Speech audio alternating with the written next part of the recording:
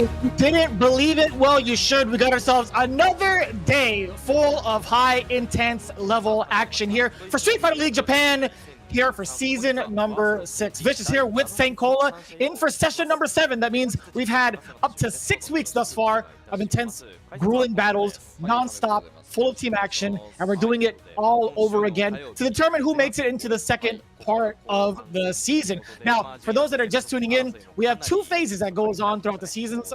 This is actually a brand new introduction to that. During this part of the phase, we're looking for the top 6 teams that'll make it into phase 2 of the tournament, and then overall, we will see who will be put into the playoffs. But this is the overall structure. Senkola, why don't you give a full breakdown of what we're taking a look at? Once again, we get these first to twos, and first to threes as we had in previous seasons. And of course, the first to one, aka the first to death, if need be, if things go to that tiebreaker. But as you pointed out, we are in a 2-season sort of deal. That means only 6 teams will remain after the second season hits. We have 9 teams right here in the first stage. We'll eliminate 3 teams at the end of the first season, and then the second season we'll have those 6 teams. We'll go back to the home and away squad sort of style, as y'all see up there. So in this first season, we do not do the home and away picks. What we do is the blind picks, and we're playing so we get to the playoffs, the grand finals, and of course the world champion that is coming up at the Capcom Cup finals, Street Fighter League finals will be at there. But man, I can't wait to see it, brother. I'm just gonna say this right now. It's getting down to the wire. We have a lot of teams that are below the line that stay fine. And even though things are a lot closer to what we saw last season, it's getting about that time. Yeah, and you know, when we see every one of these matches that go down, it's like, it feels like immediately afterwards, these guys are grinding it out in the team for a very good reason, right? There's so much on the line, including this 8 million yen being awarded to the top 3, with the lion's share going to first with 5 million. I believe it's 3 million, sorry, going into second, and then of course 2 million in the pockets in third. I might be a little tripping on that because my math, you know, I'm a little bit off today. I'm a little tired, but it's actually 50, 30, 10. There you go. Math is mathing. I saw the hair products and I'm like, you know what? I'm also missing some of that as well. But everybody, it's all good. We're all good here. But this is what I actually wanted to look into. Today's scheduling overall.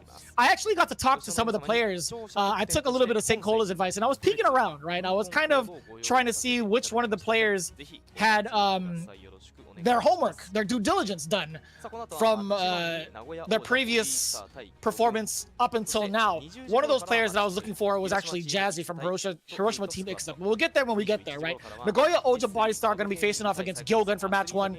HIROSHIMA Team Ikaza versus Good 8 Squad in match number 2. Then FAV Gaming versus Cyclops Athlete Gaming Osaka.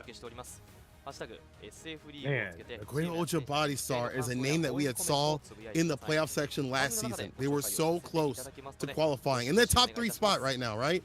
Now they're in the below 3 spot, below that line. They may be eliminated. Again, it's the halfway point. You need as many points as possible. They're sitting with 50 points in their hand right now, and that's not a lot, as GyoGun is sitting above them with 80 points. So you have 40 baller that surpass the people above them, and to get above that line and possibly push GyoGun down. We'll see how things work out as the matches go on, but that's imperative. You need a 40 baller to surpass the people above you right now. Who knows if GyoGun, you know, starts gaining some of those points and gets a bigger lead.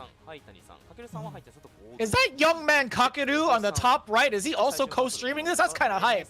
So not only do we have you know, Street Fighter League Japan being broadcasted on the official channel, but it's also being broadcasted alongside, restreamed, if you will, some of the top players in the community. You can see it on our screen.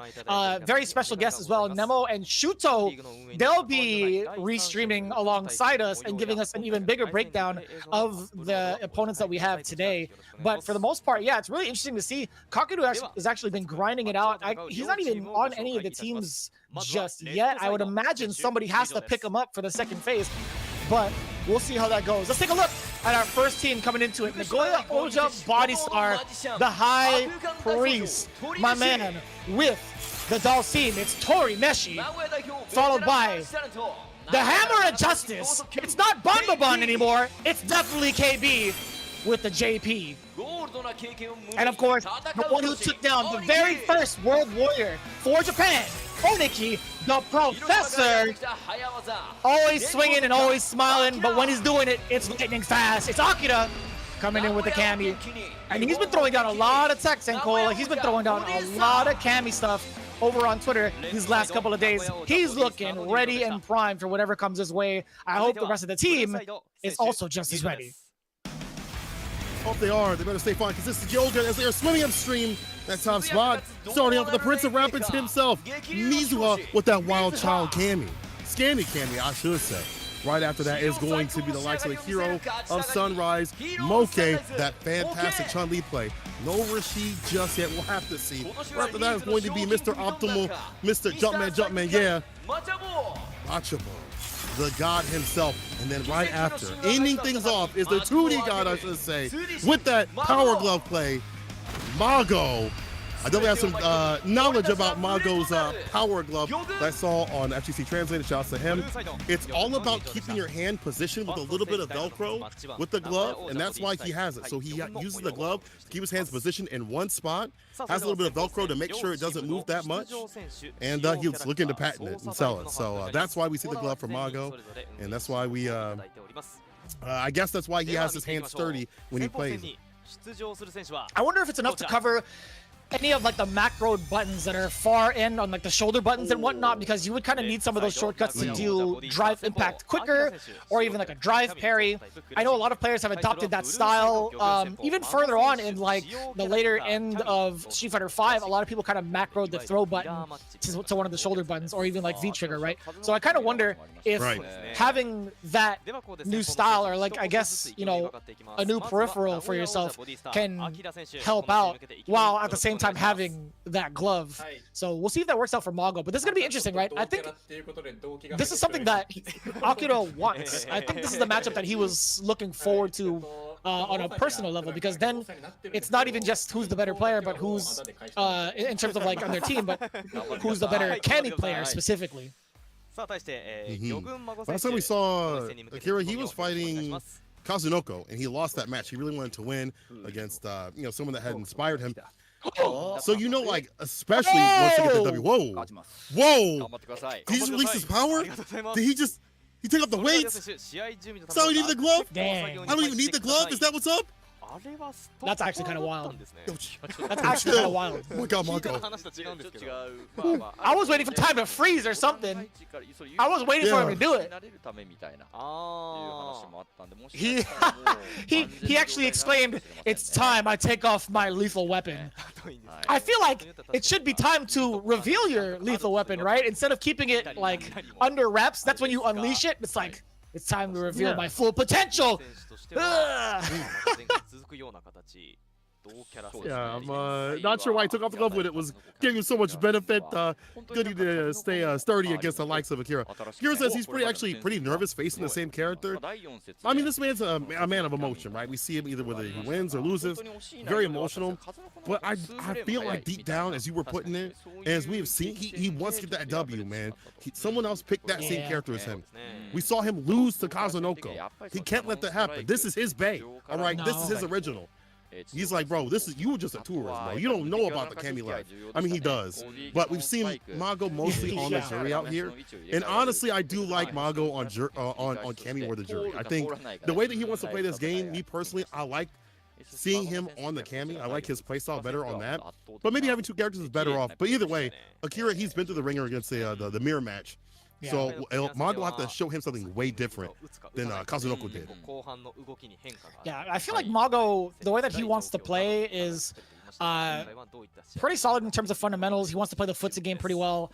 But the problem is the characters that he has, it doesn't necessarily dump out the damage that he needs. I think Jury can definitely do it, but Kami, it's not that she struggles, but it's very apparent that she's not doing as much damage off of some of these openings. She's very much so momentum based, which is, I guess, I don't know. I feel like it doesn't suit his style as much anymore. Like, in comparison to how he played in 5. He'll get some of these big openers off of these single hit confirms, and he'll dump out a lot of damage, but the characters that he's playing now, it doesn't solicit that, right?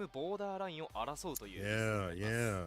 You know, Jury, it's like level 2. You know, you get that going and flowing. You know, obviously you start the part of the drive rush with their fantastic buttons. But you're right, I feel like both characters aren't dumping out like, and maybe not even Marisa level damage, but you know, some sequences like Rashid level damage, Ken level damage. So these characters right now are not fully suiting him, and he's trying to put his style onto those characters as compared to when Cammy had way more damage in like 5, right? Maybe he could go to a different character, like maybe Ken actually might fit him, but maybe he's not good with fireballs right now. Yes. I'm not sure what he should do. Maybe Ken actually. I don't know. Maybe. I feel like Ken would be the perfect fit for Mago, to be real honest with you, man. He's a classic character. He's a classic player too. He's been around the block for so many iterations of the game, and also just well-rounded. This guy's a legacy player, man. He's one of the fighting game gods. So it wouldn't surprise me that he'd do well with Ken. Maybe it's just like, it has to be just a personal preference at this point. There we go. We talked about it, right? Trying to outplay the neutral against his opponent. He's doing so pretty well. He's taking advantage of the walk speed that Cammy has and getting in and out of the pocket where Akira thinks he's allowed to strike. Just like this, he's standing right in front of those normals, but it's Akira now slowly starting to figure it out. Or so I thought. Mago with punishing the low forward. This is very aggressive from both ends. It's a dive kick counter hit. She gets so much off these dive kicks in this game. DP, no, actually, level 1 to seal the deal. Oh, dang, Mago. Hold up now. Okay, Mago with these jab plays, bringing it back from the brink, and again, as you're putting it in these perfect spacings, you think you can press a button? No go, Bozo. Perfect parry. Gonna get that corner carry and the Oki off that spiral arrow. Yeah, this is what I like to see. No anti-air, he goes for the parry. You know what's crazy about Cammy is that she's her own worst enemy, right? You kind of hear that sometimes with the mirror match, but this is more so apparent. I think, you know, Cammy, she could definitely cover any sort of aerial approach that she likes to do. She has a cannon strike or a cannon spike that covers those exact angles, but we're not gonna see it. Akira dumping out the damage, but it's very expensive at that. So there it is, not a cheap date. Boom, snap of the neck, cash in the check, and it's a level 3 check to make sure your accountant knows just in time for tax season. But here we go, all tied up, one apiece, but it's Mago. There we go, getting the uppercut. Perfect anti-air again. Beautiful DPs from the side of Mago. Walk up throw though, a neck breaker, dive kick, and again, I feel like Akira is way more suited for these dive kicks in those situations and capitalizing. Perfect parry, no back throw, actually for that spin knuckle, yeah, and of course, ending it with that spiral arrow for that Oki continuously. The fact that the character can get so much off any of these jabs, light hits, mediums, and things like that, the spiral arrow for the Oki makes her such a threat. Even in a mirror match, we out of there though, out of the corner immediately. Punish counter throw. About even in life. Oh, he was looking for a button. He was definitely looking for a button. Mago again, utilizing the walk speed to tantalize Akira into pressing a button where he shouldn't, but it's Akira who's going to this guy's yet again. He keeps going to that avenue, and Mago, he doesn't have the sweets block. He's letting him roam free. Dash up Oki, level 3, no shot. What? Nah, it's not gonna work out. Akira with the way to bait, walked up, blocked, and delivered a punish. Akira's like, yeah, now show me the jerk. Put the glove back on. Put the glove, you don't need that. You don't need that. Put the glove back on. Put the glove back on. Give it to him. I feel like he's gonna have to look for it. Nah, he's fine. He doesn't have time. During normal business hours. Rematch, man. He has to have the glove on, man.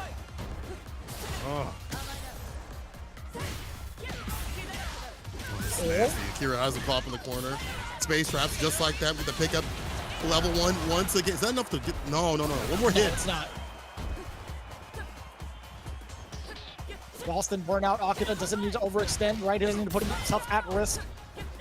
But he missed the dive kick. He missed the dive kick again. That's totally fine. Mago, fully susceptible to the stand jab. Akira was, I wouldn't say he's flustered, but in terms of like what he does in burnout, he can be a bit risky. Mago with a big opener. Get off of me, EX uppercut. OD, excuse me. Out of it. In the dive kick situation, on counter hit, you get so much of these follow-ups. Missed that stand fierce meaty. Mago's out of there. Drive rushing with the light. Spiral arrow once again, we hear that quite a bit. Ooh. Oh, you thought you could catch me lacking. Let's get cracking. Now he caught up in the corner. Love the anti-air choice, back medium punch. Totally fine. Oh God, the big whip punish, level 3. Sorry, level 1. I thought he was gonna go right into level 3, my bad. Hey, Even better for Mago, gets to save it for a rainy day. I totally expected him to flush it all out, but him going for the level 1 perfectly suits him, considering Akira was in burnout. Dash up, so gets the jab, connection into the light. Oh my god! The back dash there, Fears. Yo, Mago's in his bag right now. Level 3, there it is. He said, let me show you it now. The Killer Bee with the sting for the finish and the finesse. Mago with a perfect KO of all things. And Akira, yo, get your hands out of your head, my boy. It's not even over yet. Recollect yourself. But the way he got sauced up in the corner, dog, it was looking kind of dire. See more that stand. To be fair, yeah, that stand fierce was a Hail Mary. You know, Mago had nothing to lose taking that kind of risk, like just backdashing and throwing it out. Akira got punished with his crouch jab, by the way. So I'd imagine that's just Mago kind of making a read that Akira's timing was going to be held against him. It was going to be his own fault, right? He's going to use it to his advantage and just kind of throw it out there in the wind. And it caught Akira, and it's not a bad bet. It really isn't, right? Let's say the Fierce happens to whiff or whatnot, and he gets whiff punished. So be it, right? Mago was sitting on a perfect anyway. Right. We saw that same stand Fierce whiff on the side of Akira, so you know it kind of makes sense. Like, oh, you might not have it meaty like I didn't. So I like the strike back here from Mago, and also reading the intentions on Wake Up. And this also plays to Akira's weakness that we've seen time and time again, as every player has, and he's gotten better and better about. But he's starting to get flustered. He's starting to wake up in the wrong sort of way, and it's starting to run away from him in terms of like the momentum.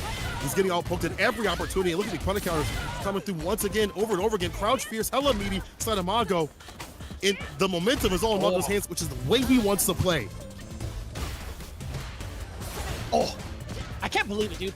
Cammy is still able to whiff punish the stand medium kick by walking up first and throwing up the stand jab. Did you see that earlier?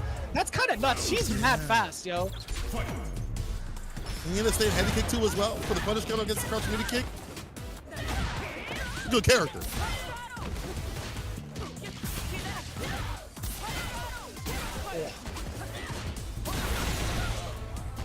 Out of there.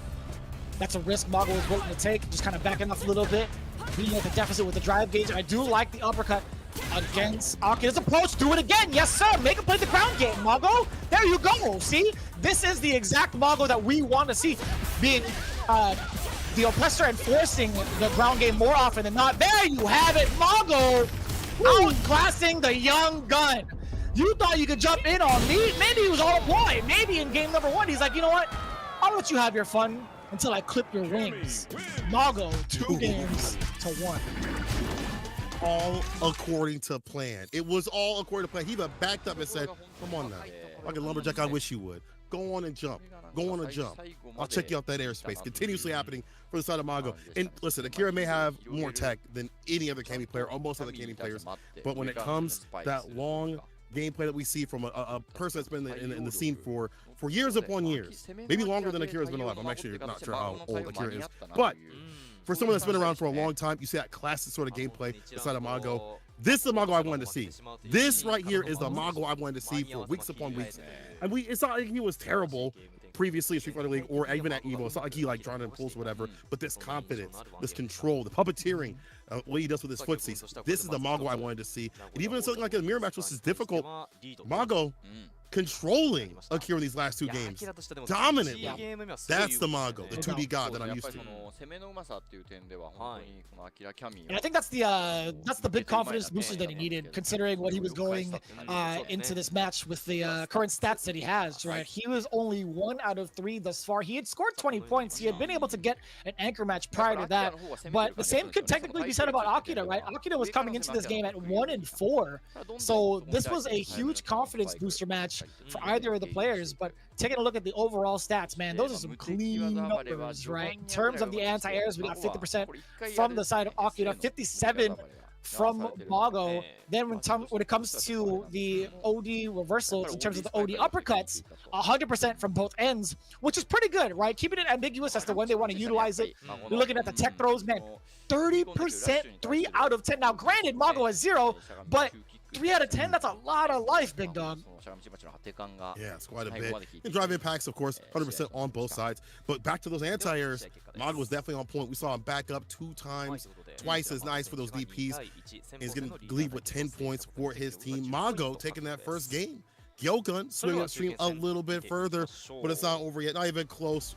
Move on to this next match. Oh boy.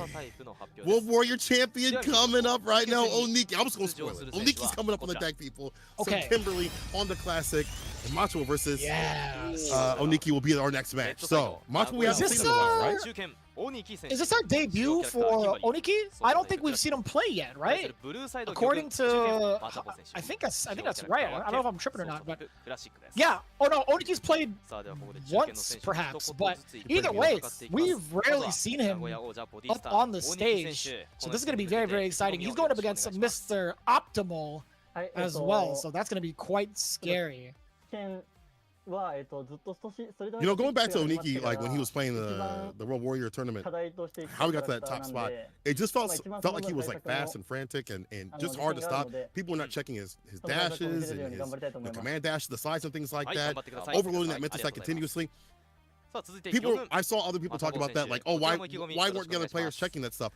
His mental stack that he was putting on made it so difficult. Maybe, you know, normally in trading mode you can check all that, but his variance and how he'd approach the neutral was so different that even Fujimura was not able to stop it. Plus, every so often, you know, putting the perfect parries, normal parries, and things like that to kind of change up his approach. You can put a little defense on it, something different with it. Really showcasing that this character is still ridiculously strong in the right hands. It puts you in the corner, and that's where life is lost. So Oniki, I'm definitely thinking he's going to be powered up after that big win at the World Warrior tournament that he had in Japan. No doubt. And it's going to be against a character that he beat down in Grand Finals, right? So this is going to be a character that he's very much so well-versed in. To kind of correct myself from earlier, the last time we saw Oniki, it was against Aqua. And I do believe that was in section day 3 when Nagoya Oja Bodystar faced off against Hiroshima Team Ikuza, right? Oniki fell short to Aqua's JP 0-2. Now I couldn't tell you how close it was exactly, but this is gonna be huge for Oniki, right?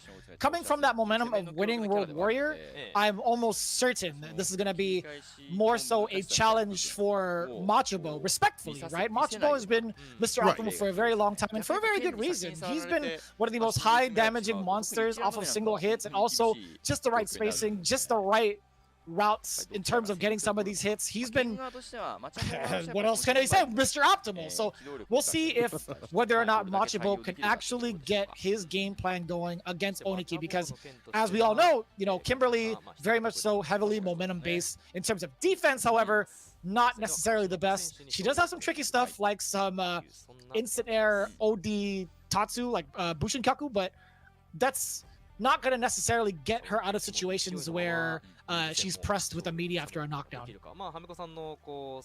Oniki said that he was very weak facing Ken. He practiced a lot to win. I got to imagine that was maybe prior to the World Warrior tournament, because he definitely did not look that weak facing Fujimura. Macho says that it's the first game. The first game was awesome for his team. He has high enthusiasm for this match. And looking back at Machobo's stats, he lost to Tachikawa last time we saw him, but before that, he beat Kazunoko. So, in a match where, you know, this character gets real aerial, I gotta imagine the master of anti-airs is going to be able to check and challenge, you know, teleports and things like that, jump-ins, even the baits where she tries to go for like the elbow drop to kind of hide her jump-ins and make it a little more ambiguous. I gotta imagine he's going to be ready and steady to deal with that stuff. We'll have to see. Oniki's definitely a different beast out here. I'm looking forward to it. I want to see if he's managed to maintain his composure against this character specifically, but instead against somebody of a different caliber of skill, I will say. Obviously Fujimura, he's the Brave Maker, but now he has a different type of boss to face off against. And man, he's doing a fantastic job thus far. Yo, Machobo is already kind of stressed out. You can see it in the player cam. He's shaking his head. We're about to see a perfect. Oh, he's dead. Oni Tatsu follow. Are you kidding me? My God, Oniki. I'm telling you, man. Oh, slide applied. Dang. This dude's that was a counter hit as well. Changing the variance of the run. My man is ready with it. Oh, man. That was a whiff punish and a half against the static medium kick. Machobo letting his normals ring out. Now catching Oniki slipping 2 times over. Instead, big backer from Oniki. With the Vagabond, of course, throw pressure. This is where she can really party up in this corner. Drive impact roll, no reaction. No, he didn't level dropped 3 it! though. Make the most of this, Macho Bo. To the level 3, spinning all the bar to go far. Dragon Lash. That's that ass. Immediate level 3. Let's not front. Let's call it how it is. That was a big choke. Oniki, he had it in the palm of his hands. All he needed to do was land that elbow into the level 3, but he dropped it.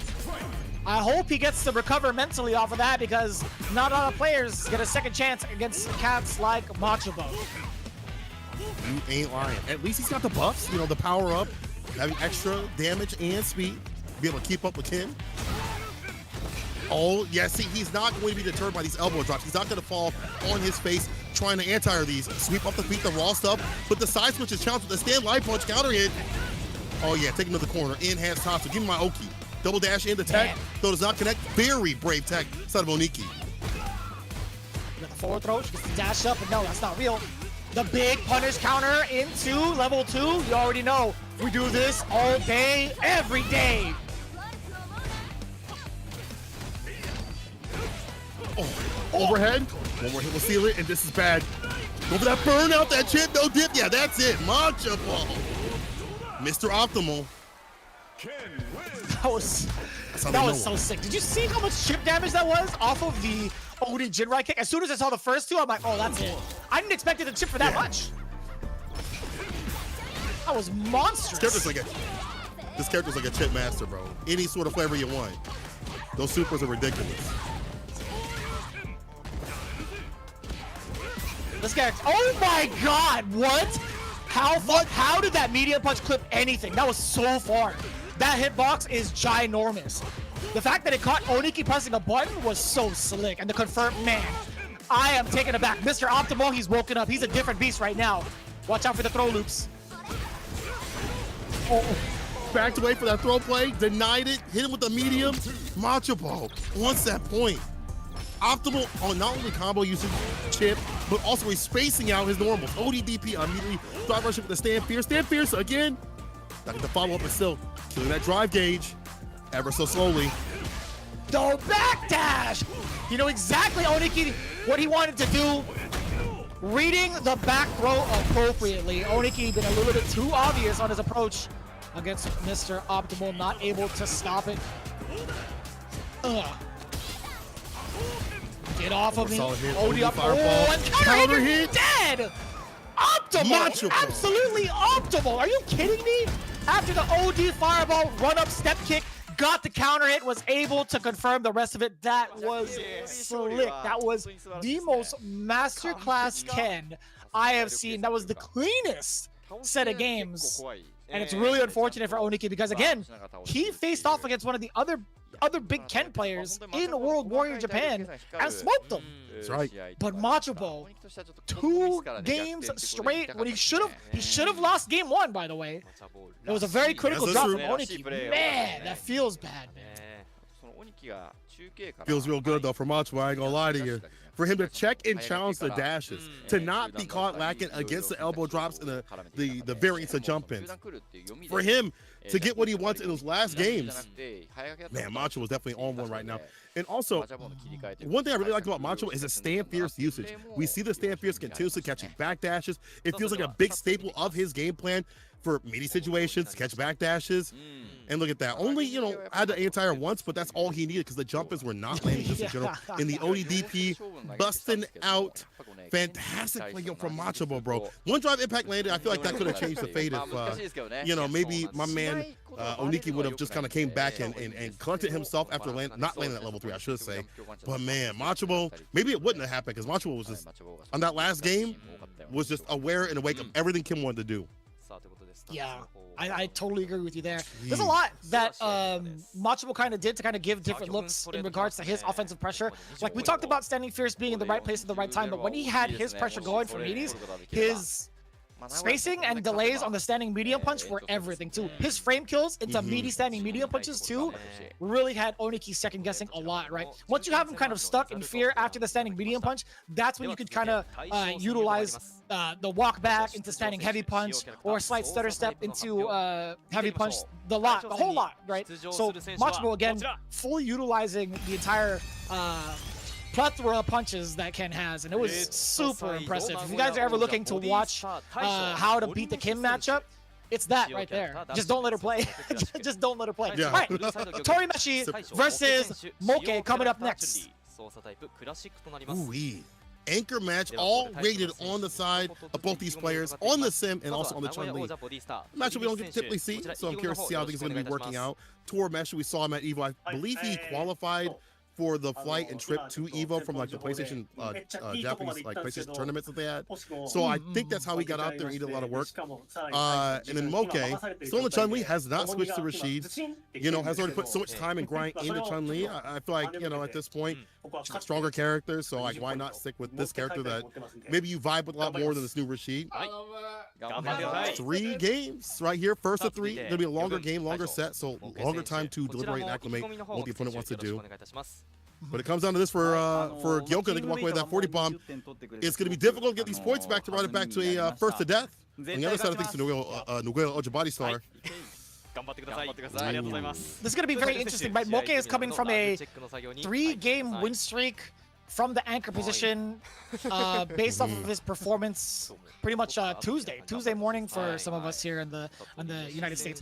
But in session 6, yeah, he got 3 straight games against Yamaguchi's DJ, and that's a very, very fast-paced character too, or it can be in terms of offense. Torimeshi is a whole different speed, right? This guy is cruising. He's trying to enjoy the sights. He's trying to take you along for the ride as well. You're about to play his game, and we'll see whether or not he has it in him to kind of break that spell, break that enchantment, right? You don't want to be caught in the curse of the mummy, right? The curse of Dalsim. I still love that mummy outfit, by the way. I hope they bring it back. But taking a look at the current point earnings for both, yeah, Moke, he's currently 1-4. I love this graphic. I'm glad they included it. Currently 1-4 for Moke, 20 points. Torimeshi, only a single W, but with 10. A lot more though. Torimeshi says we have a close match, but losing 2 games. He said, I will stop the loss myself. Moke, as our team has gotten 20 points to the team already, I want to go with the flow, as you put it. You know, my man's just trying to put it on cruise control. But I'm going to go back to his gameplay style. Like what we've seen here at Street Fighter League and what we've witnessed at EVO, feels like he is like a really good all-arounder with this Chun-Li. He's optimal with the character. He knows when to turn up like volume when need be or pull back when things are getting a little bit too aggressive and out of his hands. And it makes for a very balanced but a very stable sort of gameplay. I feel like some of the other Chun-Li players, maybe they etch into one area or the other. We talked about this previously. And I think that he has such a good, well-rounded sort of style that works out really well in league. So it doesn't matter who he comes up against, he's going to be ready and he's going to be able to adjust himself. We saw that against Storm Kubo, where he was like kind of getting bodied by the headbutts, and he kind of rounded it back a little bit, got that lead, played that lame style, and forced Storm Kubo to make some mistakes.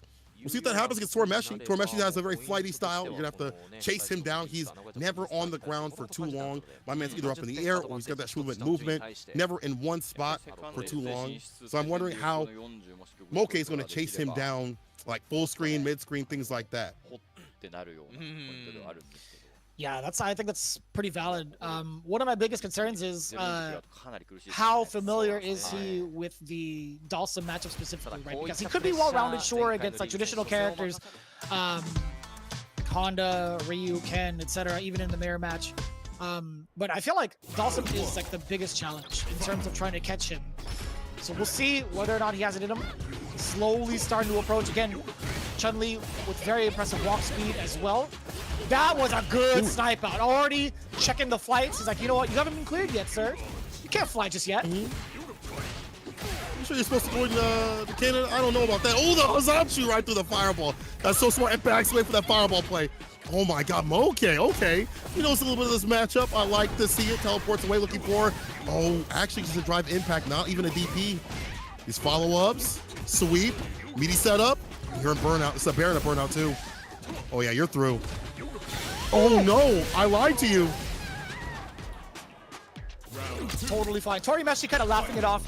He knew he had finished it, or should have finished the job earlier, but it's okay.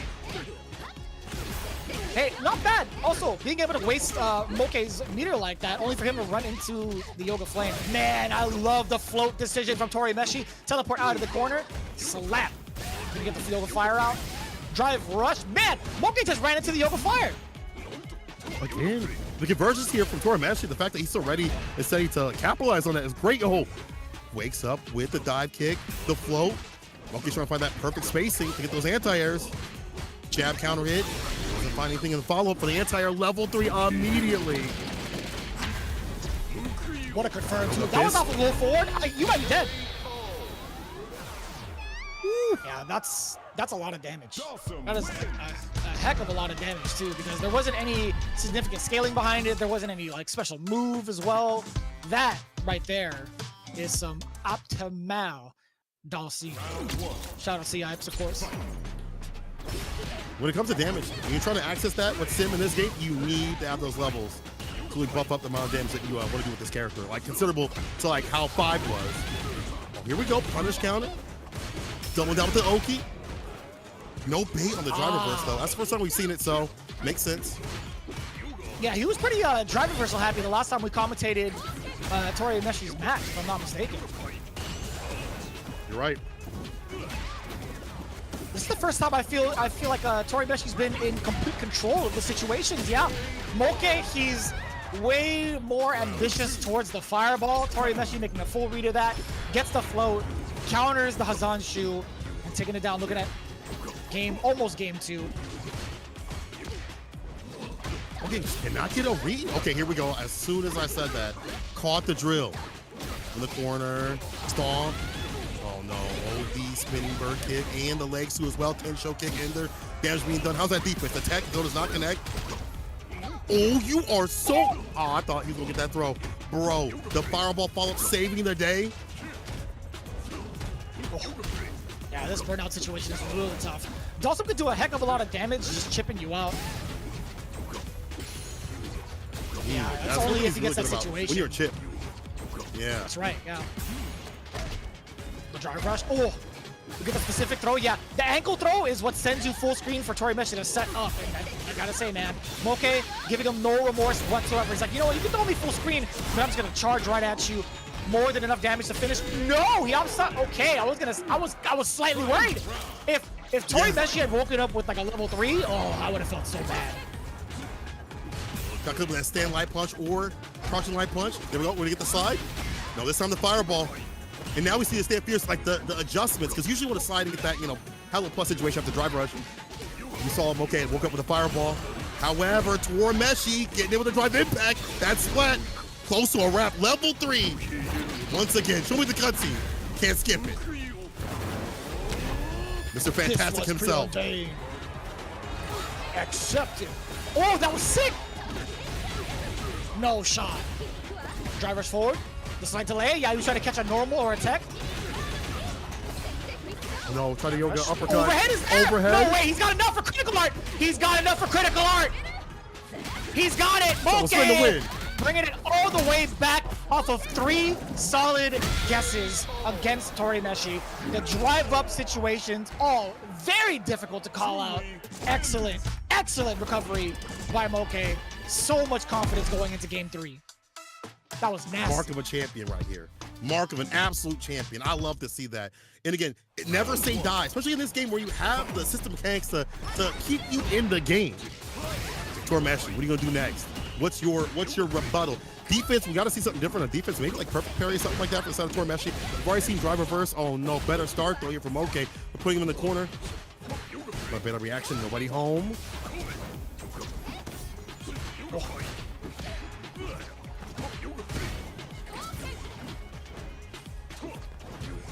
See right now, again, it's been a very much so Tori Meshi sided match in regards to what happens in neutral up until this point. Moke finding the jump in first. No expectations of the drive reversal, still gets clipped by it. 10 show kicks right above him.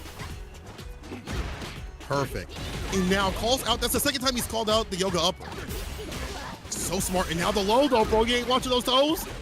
I'm gonna get into those. I'm gonna get that pick up, put him down. Level 1 will get it done. Yeah, Moke back in business. And look at how he's catching the foot. Using jump medium kick in like about the mid-range point to just clip him, get that knockdown. All these hits are adding up.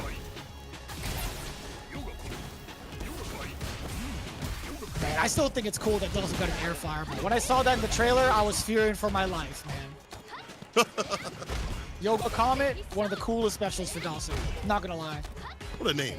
What a name. Yoga Comet. Pretty cool. Bro, you taking all these throws, it's not even real. Oh, we got it! Oh, that's hella damage too. Pop him up. 1, 2. Tensho. That's enough damage. It's just enough damage. That was absolutely optimal. Dear God. Moke maximizing the damage. Now, when I said he's dead, I didn't fully believe it. I thought it was going to be like 1 pixel left, but no, it was the last couple of hits from the Tensho kicks. This guy, Moke, is so sick. First couple of weeks, Chun-Li don't do no damage. I want everyone to give me an apology right now, because Moke is showcasing what this character do. Wakes up with the air legs. One of the best options to wake up with, honestly. Fleece throws off the table and get these conversions too as well. Caught that float state. Moke already has him in the corner, seeing out the fireball. There's a lot to think about inside of Torimeshi. Already seeing out the fireball. We haven't really seen a lot of anti-fireball play from the side of the Sim Master. Oh, what a confirm. Serenity stance, medium kick. The back throw was coming? Yeah, Moke knew it. Yeah. Don't touch me. Oh, counter hit. Oh, you're dead. Damn, Moke. That was smooth. Are you good? Too. Did you say? No, he's great. He is absolutely great. Being able to punish the dive kick like that, or the drill kick, excuse me. But now it's Torimeshi having the opening gambit against Moke and reading the Hazanshu hook, line, and sinker. Now cook him up. The fireball just trying to get it, find his way in against the limbs. The maze of limbs, wherever you get like a knockdown in mid-range, that's where things get dangerous. Torimechi's got to keep him out. Drill. Blocks out these lows. Punish counter once again. Oki situation. Actually, never mind. What's that? Full corner carry. I like it. Kill that drive gauge too. Oh. You know, I'm glad we got to see that interaction, by the way. Being able to perfect parry the stomps like that. Not quite dead, but 1 mix-up away. This is where Sim loves to live. That one-hit situation. Yeah. Also, fireball unfortunately ran right into it. I don't know about all that one. Pull back a little bit. Still, there's the hard knockdown, confirm off of the lights. Yes, we get the full extender off the OD legs. Tensho kicks. No, it's gonna be level 2 instead. I like this. I like this a lot. Are we gonna spend the rest of the bar? Stop. Oh no! We no, avoid this. Sansara. Is the sun shining here for Torimeshi? I don't think it is. Moke to get that victory. That level 1 to get it done. He said, I took that personally. Man. That first game was all he needed to know. That it was time to party. Okay. But that real deal, the team's riding on me, GyoGun. Walking away with a hefty amount of points for their team. And a big victory. What a sweep.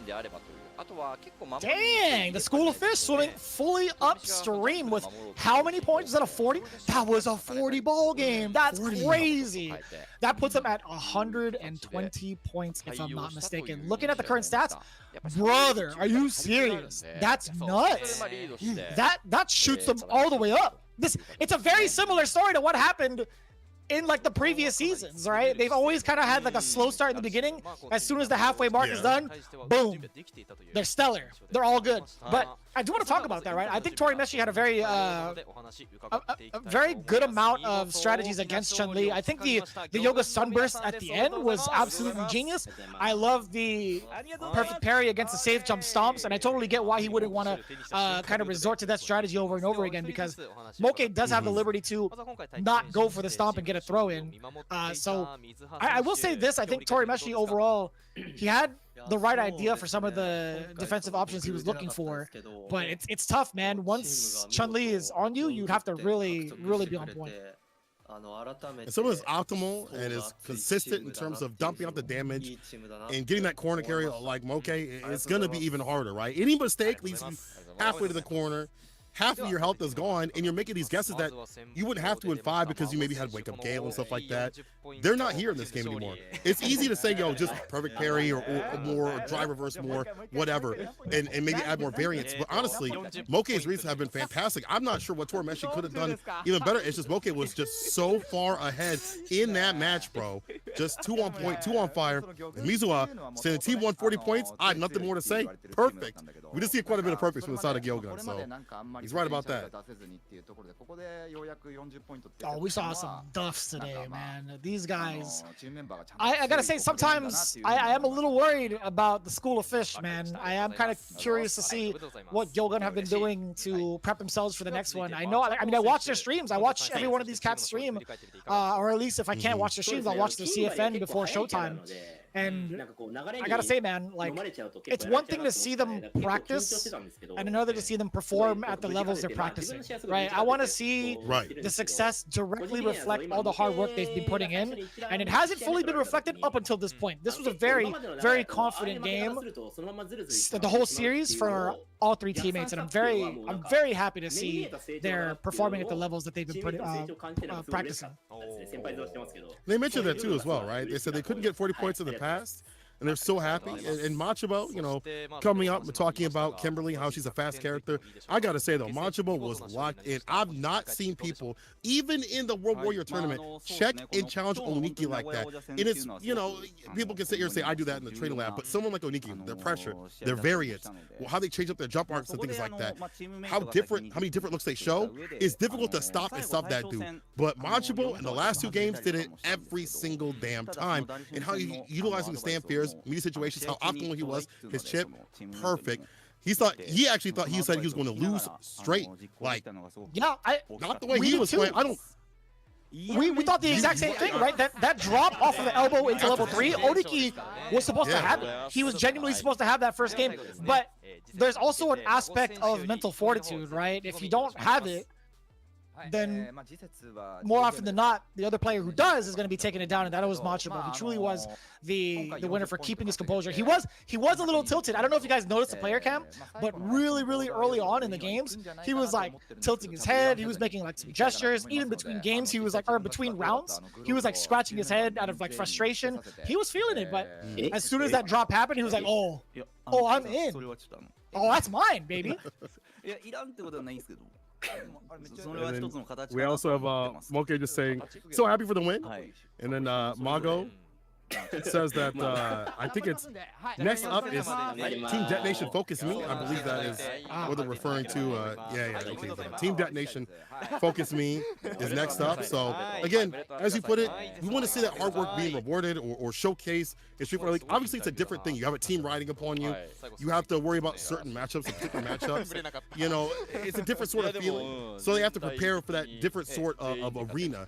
But now we're seeing it. And I think Mago especially, I think one of the standout people for me is Mago. Today, going for that Cammy pick, I feel like I want to see 70-30% in terms of Cammy and Jury. Keep the Jury around. Maybe there's some matchups that you'd rather go for with Jury. But Cammy, I think that's his character. Yeah. You know, it's turning out that way the way that he's been streaming it, but I don't mind like the Jury play. I think in the rest of the season, or like as the meta progresses, I wouldn't be surprised if he converts over to Ken. I genuinely would not be. I'm waiting for that day. Yeah. But if he's gonna stick to his guns, more power and more respect to him. Taking a look at the stats. Overall, one of the big stats that stand out to me is obviously the anti-air, right? Being able to anti-air Dalsum consistently with 73%, 8 out of 11. That was honestly that's one of the harder things to do. So big ups to Moke for keeping the ground game and also paying attention to any time the float would happen. But right off the bat, right, when he did drive rush forward into Tensho kicks to catch the float from high above, that was rehearsed, man. He's seen that situation a bunch and he was confident. He's like, oh, take a look, that's mine. I'm gonna make sure you come down to earth, baby. That's one of the things that you probably know about, like, you know, you've seen Torimeshi be so flighty. You understand that playstyle. You understand to clip them outside the skies. And I just want to clip these outside of this thing right here and grab them and hold on to them. Capcom, please send them over to us. I would like to have one. I'd show them off on stream right now on this official restream. We would just be dancing with them and having them. Maybe I'd even wear the Jury hat. Maybe I wouldn't because I know the hair. But still, I'd like to have something. You wouldn't wear it? Come on, man. You have to wear it. Well, it would be kind of difficult. You kind of just have to like prop it up. Are you going to continue like to let that grow out? I wonder, like, how much can you actually make it grow? I don't think that much more. I think it kind of stops here. I think I actually have like a short amount of hair, to be honest. This took like a year and a half or 2 years. I feel like that's not how it works. You know what I'm saying? Like, how much hair can you actually like are you willing to grow out? I guess. Would you let it go? Like, Oh, bigger I'm than willing. That? I'm kind of curious.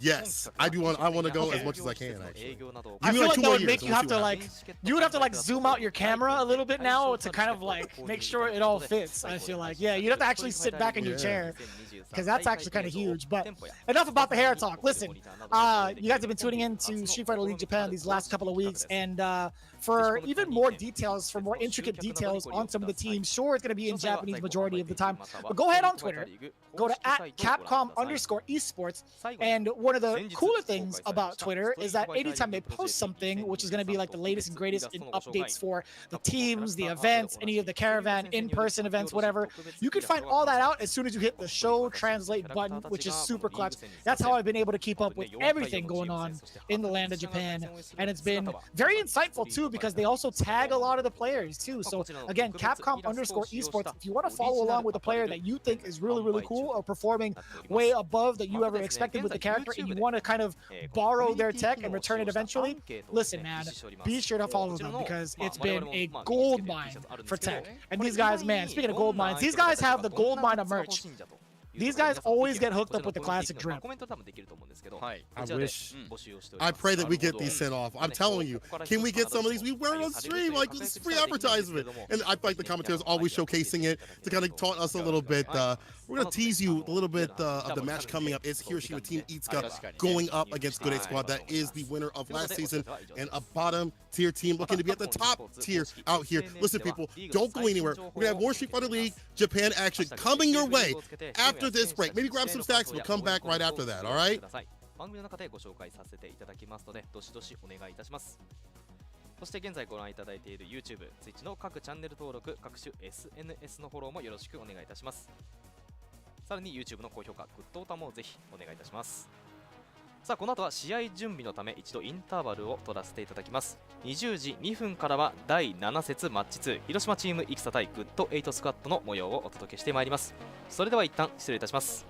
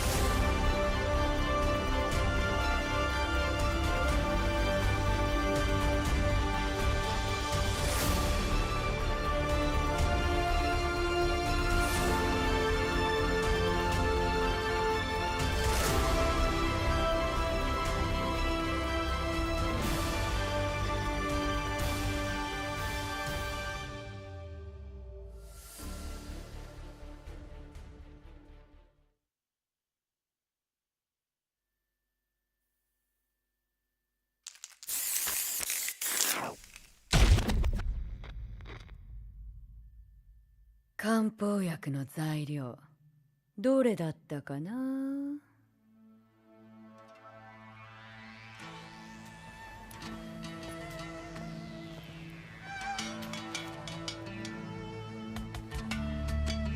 ああ、これですね。多分。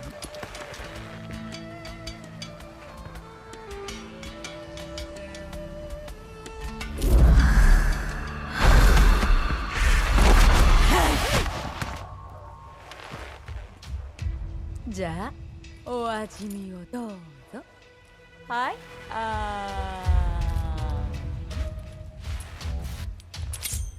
えい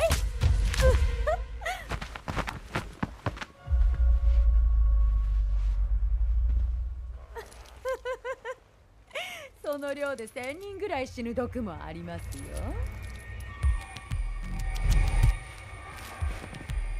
ボツリヌストキシンアセチルコリン放出を阻害、弛緩性麻痺による脱力感。めまい、視力異常。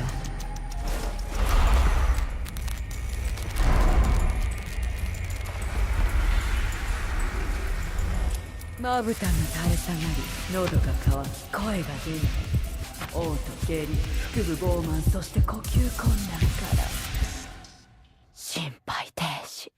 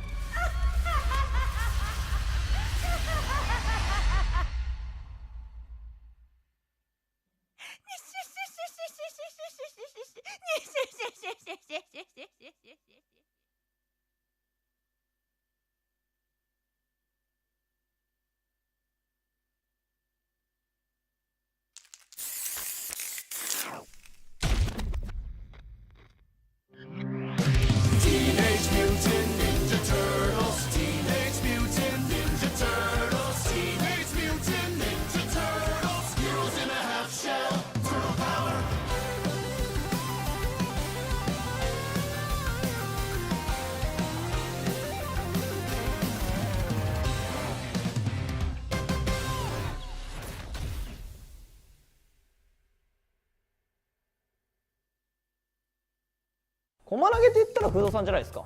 そうだね、駒投げでね7年間過ごしましたからね。そうなんす。駒投げを打つ打たない 50% だとするじゃん。でそうすると投げの当たるダメージと垂直ジャンプ食らうダメージって絶対垂直ジャンプの方が単価が高いんですよ、だから駒投げの方が弱いんですよ。だから駒投げを 50% で打ってくるんだったら絶対垂直で勝てる、そのダメージレースは。確かに。だから駒投げ自体はそこまで俺は恐れる必要はないっていうのがまず結構大事な考え方なんですよね。はい。で垂直してもらっていいですか、もう一回。垂直するとなんか対空とかでやられちゃうんで、バックステップすると実はリスクもちょっと少ないかったりもする。で殴れるみたいな。でこれ殴るとパニッシュカウンターするんですごい痛いコンボも狙えますよっていう。で今回はねバックジャンプもキャラによっては結構あり。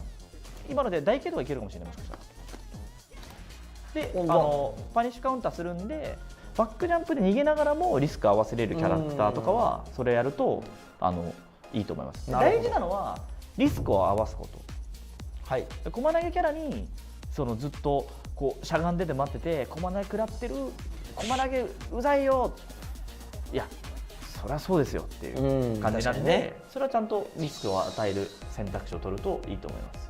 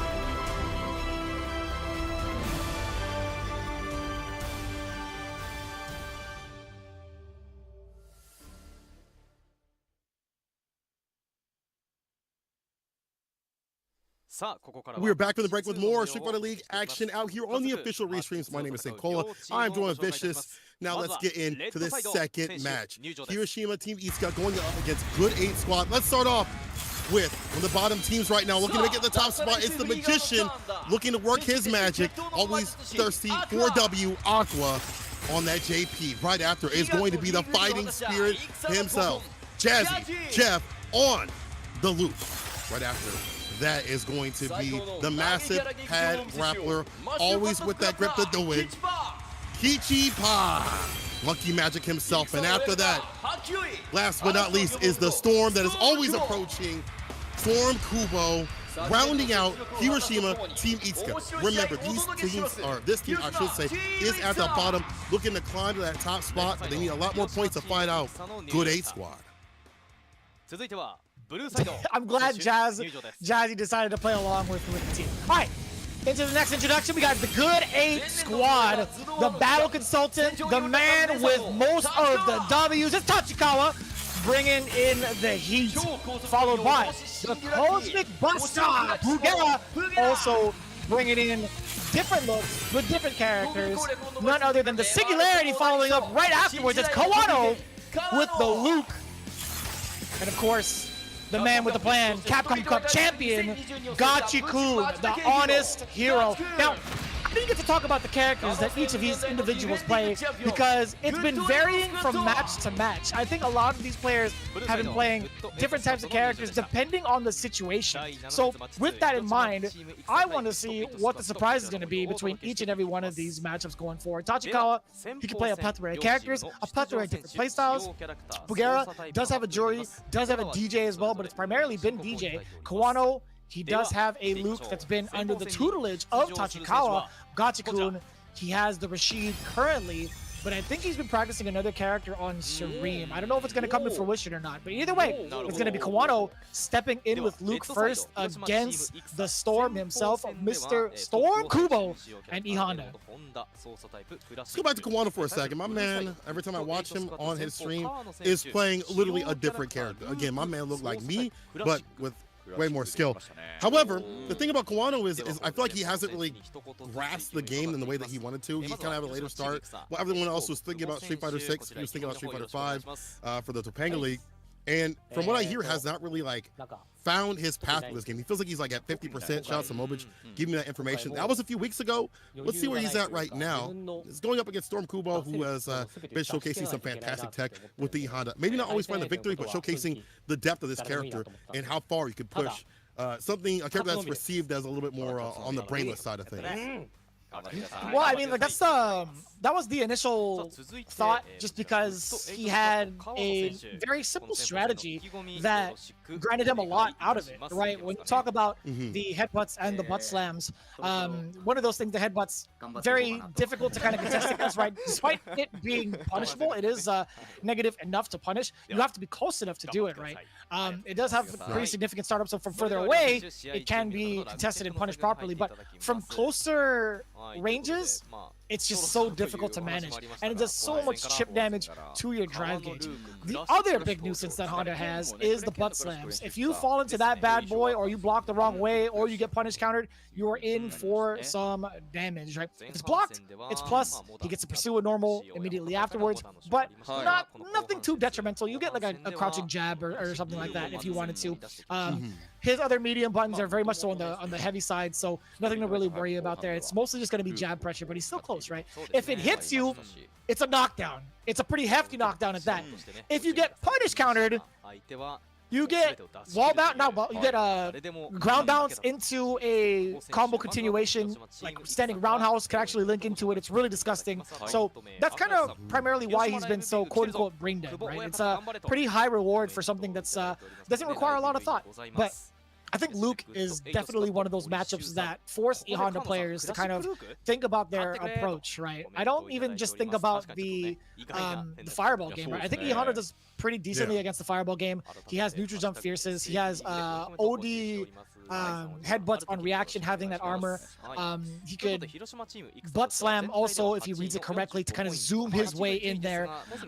But Luke can pretty much just wait, right? He doesn't have to throw out those fireballs. He can fake it. He has the perfect kit to contest it, right? He has normals that are active enough to stuff out headbutts. He has uppercuts to kind of contest and delay any sort of butt slam. He also has a really great crouching fierce, right? So Luke definitely has the toolkit to stop this type of nonsense activity that Honda can present. It's up to Storm Kubo to really give him something to work for. Right.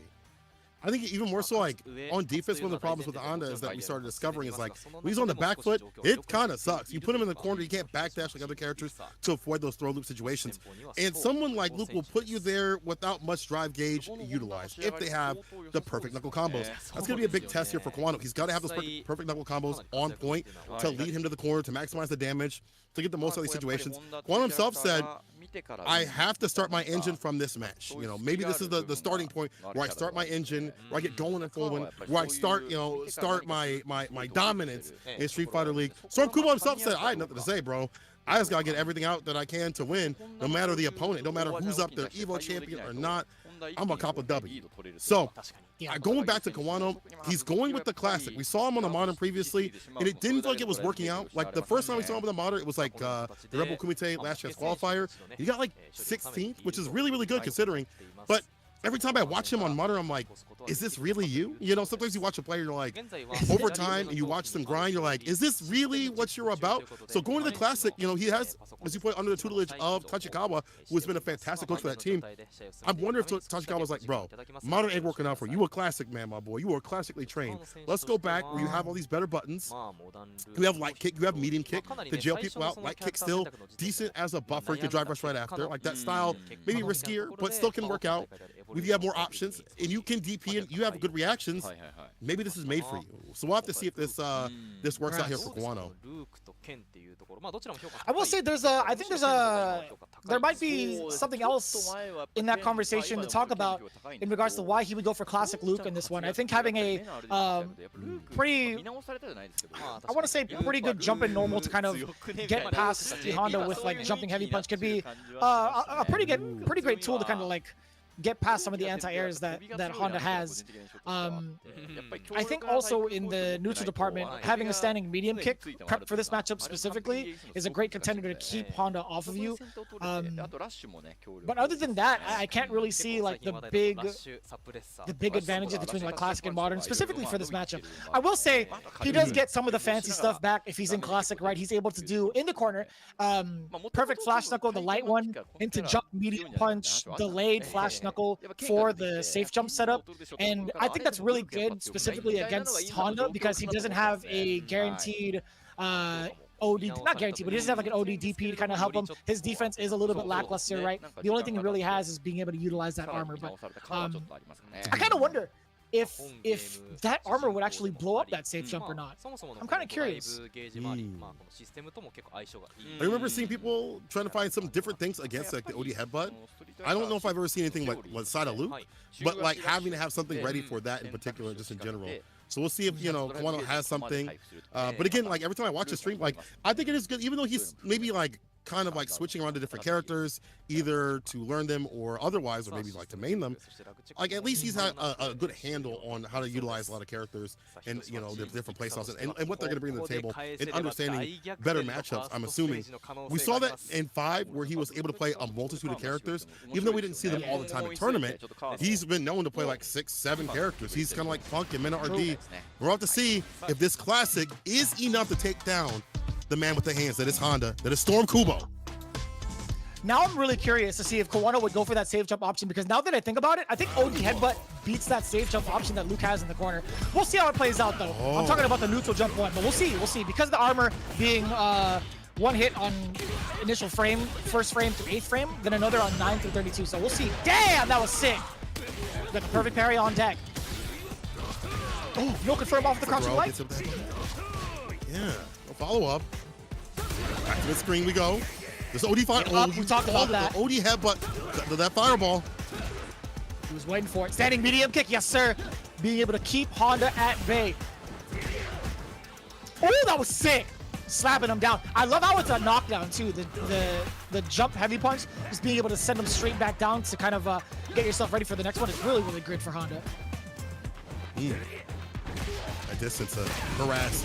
There's that jump in fierce. Fantastic button. That jump heavy kick. Some of the best in the business. Drive rush backs away. Only got hit a little bit. Headbutt right after. Drive rush medium overhead. Oh, drive rush in for the command grab. My man is not reckless driving. He is on point with it. Green means go. Oh, he's going places, baby. He's taking Yokozuna to the world. He's trying to preach the way of sumo. Oh, he's trying to fake out the... Yeah, he's trying to fake out the fireball. The drive rush and the headbutt actually gets fully punished. Drive rush forward, he wants the corner. He's willing to sacrifice some of that gauge for it. The back dash is there. What a read and a punish counter. Full conversion. Look. What? What? That was the sickest side flip I've ever seen. That was actually disgusting. Godlike. The sweep on the later end of the active frame canceled into the super. That was godlike. That was so godlike. I've seen that in the corner. You can do that mid-screen. That's actually tight. Okay. Here's Kawano. That was godlike. So let me get that level 3 off. He said you can't clip that unless you get the victory, my boy. Not gonna die, but kill that drive gauge and a lot of that health. Still want that clip. Yo, clip it and ship it, please. Get the digital scissors now. Yo, Kawano may have won that round, but in our hearts, that was all Storm Kubo. Let's be honest. That was crazy. Yeah. You dropped the controller. That Get was respect. the sickest combo ever, bro. Damn. How does that saucy? Street Fighter 6 is so That was sick, crazy. Bro. For how to be this saucy, that's wild. All right, heavy That hand was sucked like up. that felt like a super turbo, like custom, like a combo exhibition type thing, man. Yeah. All right, you might I be ain't able to never get that seen victory. that. He's got a big lead. He's got this, that lane sort of play. And here we go. ODDP immediately drive rush throw. About to equalize things real quick. Kawano. Again, standing medium kick. A very important tool. We heard the parry come out from the side of Storm Kubo. Man, the headbutt rebuttal. It's so tough. Yeah, he's just charging. He's charging. He's closing the gap a little bit. Now he gets to sit and wait. That's fine. That's totally fine for Storm Kubo. Trying to get the option select punish against the fireball that whiffed. Back throw, yes sir. Here we go. Kawano has a lot of space to play with, a lot of real estate. Oh wait, ODDP clipped a lip. OD on his wake up command grab to put him back to sleep. Are you kidding me? That's tough, man. You're stuck between a rock and a hard place, right? Strike and a throw. But it's not just any ordinary throw, right? It's a guess for game type situation. And having a command grab, it makes it so much worse to guess. A lot of meat in that stew. Kawano. Wasn't too close to finishing it off though. Oh!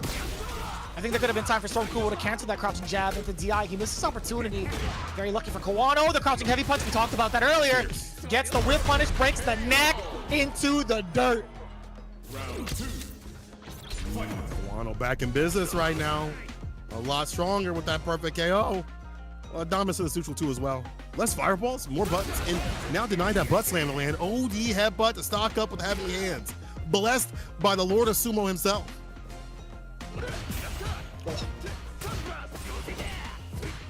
Oh, way to check the low. I love the parry option there from Kawano. Oh, I don't know what that was. I think he tried to possibly charge up or like fake a headbutt with Storm Kubo. Speaking of headbutts. Oh, I thought he was gonna have a charge ready. He walked back forever. That's a big punish counter. No, too far to get the extension. He did what? Standing medium punch? That's a far button for sure. But he thought he could get the sumo walk afterwards. Kawano using that level 2 to equalize things. Oh, committed the stand fierce, but he was up in the air right there. There we go, the stance hand. Finally lands, stocks up with heavy hands. Again, not going for the Oki, just wants to have that stock up. It's gonna be heavily scaled, not gonna go into level 3, just wants that quarter push and that quarter carry. Again, another impact, can't do anything about that. You're in burnout. No, he had meter. He could have done a reversal super. Oh yeah, you're right. Didn't break out. But still has a lead. Yeah, he's fine. Totally fine with that.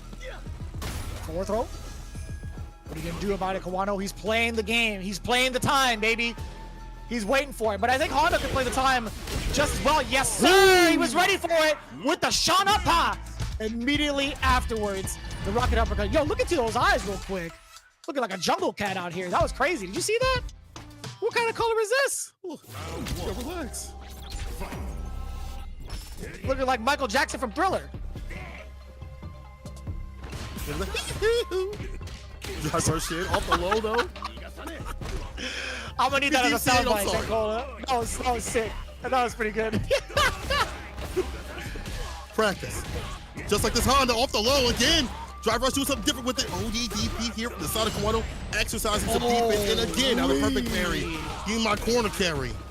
He's about to get scared if I put you in that corner. You don't got no drive gauge, my guy. I love that side switch. Sumo splash. Break his back, set him down. What happens afterwards? Standing medium punch. Man, that pressure after is just so good. Up until this point, is it enough? Level 1? Yeah, it's more than enough. My mistake. Kawano utilizing that bar to get match point. Locked in now.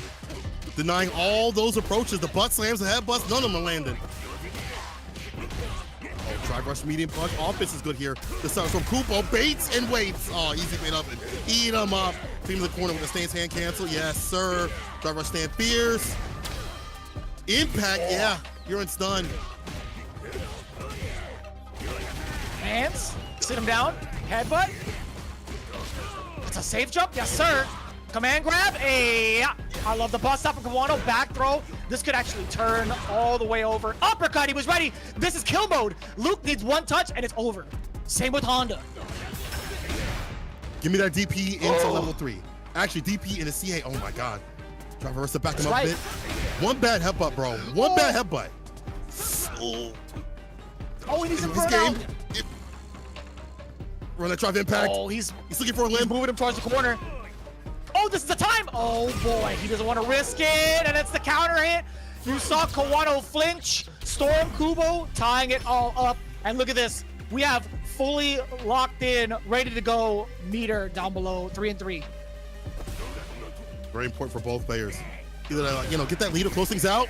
The fake outs again with the stand fierce, the headbutt every so often. Kawano has been reacting, and I like that. Do something different with it. Introduce, oh no, the crouching meaty kick though. The side of Kawano, no level 3 just yet. Might be a closer option for him. But that lane game, back in the corner. Man, he is so ready. Punish counter. Oh, you're looking at burnout. You're absolutely looking at burnout. Can he lock him out? Oh, is there enough time? No way that's guaranteed stun, right? No way. There had to be a way for him to bust out of there. It's a mash it super to get out, and even for that second that you might have had, Kawano takes advantage, and Kawano moving on with the classic Luke of all things. With those thriller eyes. Yeah. But it's no surprise. I was waiting for you to throw down those bars, baby. I was waiting, man. I was waiting. But yeah, I will say, yeah, his reactions, I'm gonna throw it down every time, baby. I see those reactions too from Kawano, right? It makes sense for him to go back into classic specifically for this matchup. But other than that, I think there's gonna be moments where he will convert back to modern. Yeah, you're starting to see some of the tools that kind of deterred Storm Kubo from advancing forward, right? The standing medium kick, and also having a hard time to anti-air, which is jump fierce majority of the time. It was really, really impressive. Like, not even just that, but just the overall reactions, right? He had modern reactions, but with the classic style. Being able to OD uppercut every drive rush. Being able to get all of the confirms he needed to into like perfect flash knuckle. It's been so on point. I think he played it to a T. He played very patient and knew exactly when he should start to throw in the mix for throws also. I thought that was really important because I think more often than not, we're going to take a look at the stats too. I think more often than not, Storm Kubo got caught trying to perfect parry or trying to parry a lot of the meaty situations. Let's take a look. Yeah, I was right. See? 3 out of 10 tech throws. And was holding a lot of throws. And also, the anti-airs going back to that, the fact that we saw DPs continuously, whether it be, the headbutts or actual jump-ins, maybe not all landing, but over 50% is really good against the side of Honda. And the bust-outs were definitely on point. Only one was blocked and punished. Only one. And the majority of them came through from the side of Kawano. That's a really good sign. When your reversal options are not red like that, that's a really good sign that you are varying it up in terms of what you do on wake up. We saw wake up parry, wake up jab, you know, the variance was there. And Kawano just in general feels like he's finally back in business. He got the lead, able to keep it. It'd be really annoying, which is something that Honda would like to do. So first game, it's a good 8 squad. 10 points on their side. Very impressive. Very, very impressive from, it's funny to say Tachikawa's student at this point because he's one of the strongest players from Japan that we could ever ask for. Man, you know what? I keep forgetting that his improvement was so exponential, right? Like he also took a big loss over at Kimono Michi, right? The first to 10. Yeah. I'm really curious to see if there's gonna be who's gonna be on the docket for the next Kimono Michi. But I digress. Up next, Aqua versus Tachikawa. This is gonna be so sick. Why? Tachikawa, he's been practicing other characters, one of them being Dalsim Classic. My man is so quick in terms of learning characters. We saw him, I believe, the last time or the time before that on the Kimberly, and was cleaning up with that character. And I went into his stream and asked, like, right after that happened, I was like, hey man, how long have you been playing that Kimberly? He's like, yeah, 3 days or so. I'm like, brother, 3 days, and your Catch a Cats have been maining characters for way longer. That just is a testament to how fast he learns and how strong of a player he is. He, as you put it, has hit his stride. And last time we saw him in Street Fighter League, he was not doing so good. And this time, it is the absolute reverse, as he has won all of his games. And again, having a big toolkit of characters is kind of a detriment. You have to, you know, focus on different characters, stuff like that, different matchups. You have to put your styles and how you want to play. For him, it doesn't seem like it's that big of a detriment. And now we're going to be seeing the sim. I've seen the sim on his stream. It seems like it's really good. If you're Aqua, you better have watched that match with Nemo, bro, because he was doing a mad amount of jump ins, figuring out like the limbs and things like that. Likes the sim. I hope he has that template written down and has evolved it. What's funny is I actually got to catch that stream afterwards. Not even just the matchup, but Nemo had put Dalsim into the lab and was messing around with the float angles and using departure to kind of contest against it. If Dalsim takes to the skies, he sets up departure to force Dalsim to at least evade that section and then move on in with it, then set up another departure. But if they decide to move forward after he sets up departure, he's within range to do jumping medium punch to catch him mid-air and also get the juggle in time. It's super sick, dude. Nemo was literally labbing out the yoga float situation for about like an hour, and I was stuck there. I was mesmerized by it. I'm actually hoping between these two players, I hope they actually have that strategy in mind, and seeing if it comes to fruition, I want to see what the counterplay is going to be. But harping in on Aqua. Aqua's been also a very tedious and studious player, kind of going through all the motions, right? I didn't see him stream any Dalsim practice recently. That might have been me lacking and slacking, but I actually haven't seen, even on his CFN, I don't even know if he's had the practice like that. Yeah, I don't know who Aqua's really been playing in terms of like sim practice. You know, Tachikawa himself, the only time I saw him was that maybe like a month ago. Maybe earlier than that, but still, like, you know, for Aqua, I actually haven't seen him stream all that much besides maybe like once or twice a week. So maybe he's in the lab outside or finding practice outside. Maybe he's found a different sim player. You know, the fact that we have such great, you know, netcode means you can just access people from maybe Korea, China, and things like that. So there might be people out there that he has hit up in the battle launch and said, hey man, we got to run something, bro, on the secret CFN or something. Either way, he's gonna have to be ready and prepared. As you put it, the departure is going to be a big proponent. I want to see that grounded gameplay from the side of Tachikawa and how he acclimates that situation. And also Tachikawa having other characters is going to be a thing to see too as well. If the sim doesn't work out, maybe that Kimberly will, because you know, Tachikawa, he says GyoGun was supposed to go game 2 and it changed to me. He's like, I've been thinking about playing sim in stage 2 either way, but I'll play it here. Interesting. Yeah, like this is a very common question. I feel like, or I guess it's going to be a very easy answer considering how common the two characters are, right? One over the other. How much have you seen JP in comparison to how much you've seen Dalsim, right? Like, that's a very, very obvious answer, right? It's not even trying to be like sarcastic or like trolly or memeing, right? It's just the fact of the matter that you will see JP, so you will be ready for that matchup a lot more than you would a Dalsim. So we'll see if Aqua actually has it in him. Yeah, the jump medium punch. He's all right. So I mean, he has seen some of the tech. He wants to utilize that jump medium punch because of how good the range is. But he's there's his departure now. He's moving in, yes sir. But it's Tachikawa. He's being so slippery about it. Yep, there's the fireball follow-up right there. Anti is on point.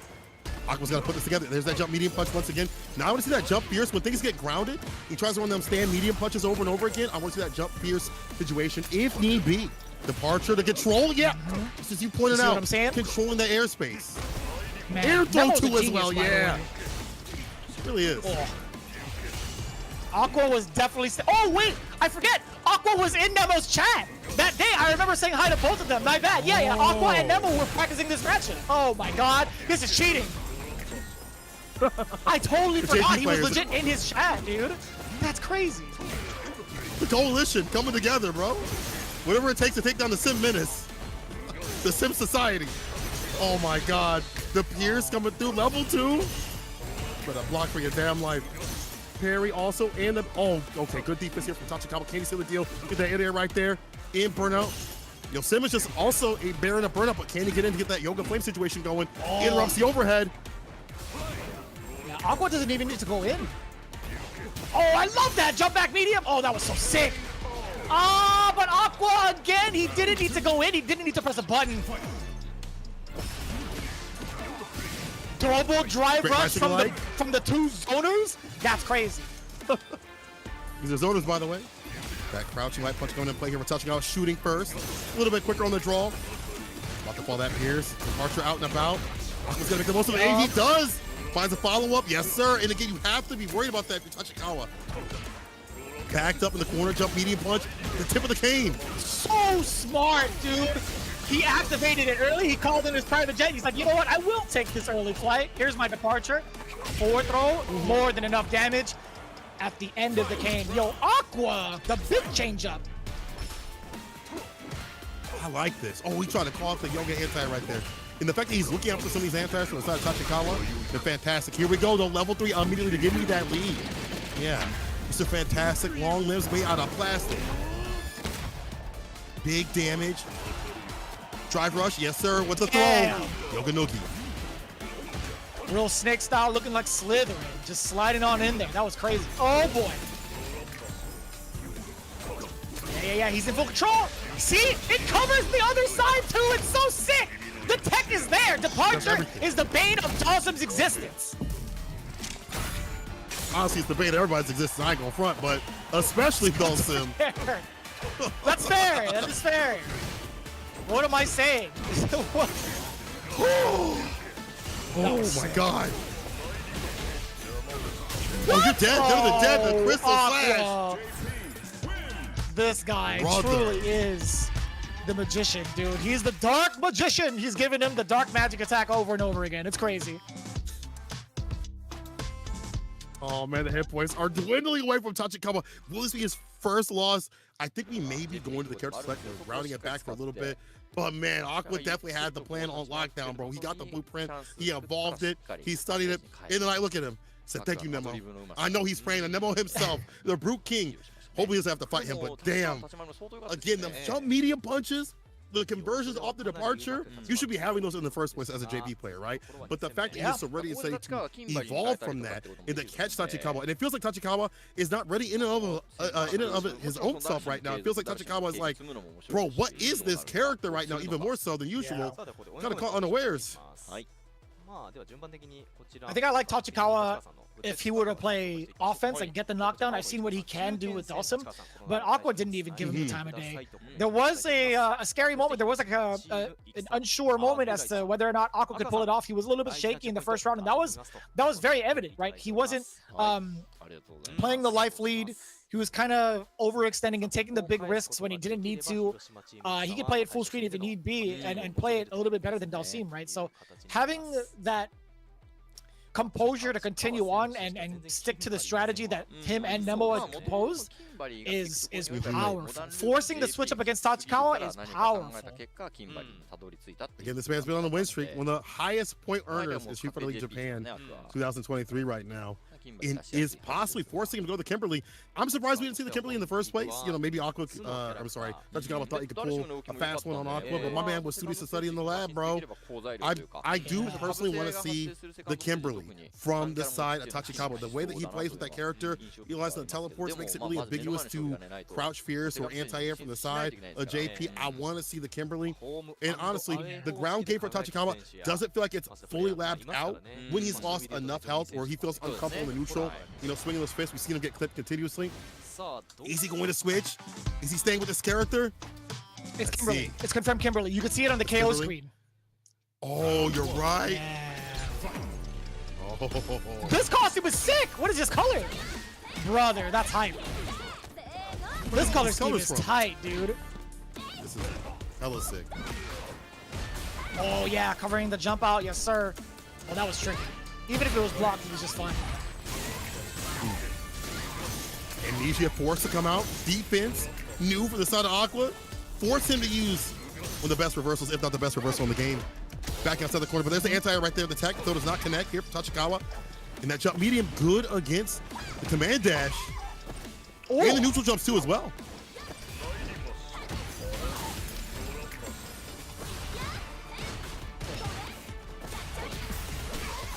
That was such an active button, man. Crouching medium punch to completely stop the drive rush. Aqua is looking way more comfortable in this matchup. It might be bad news for Tachikawa. Actually might be.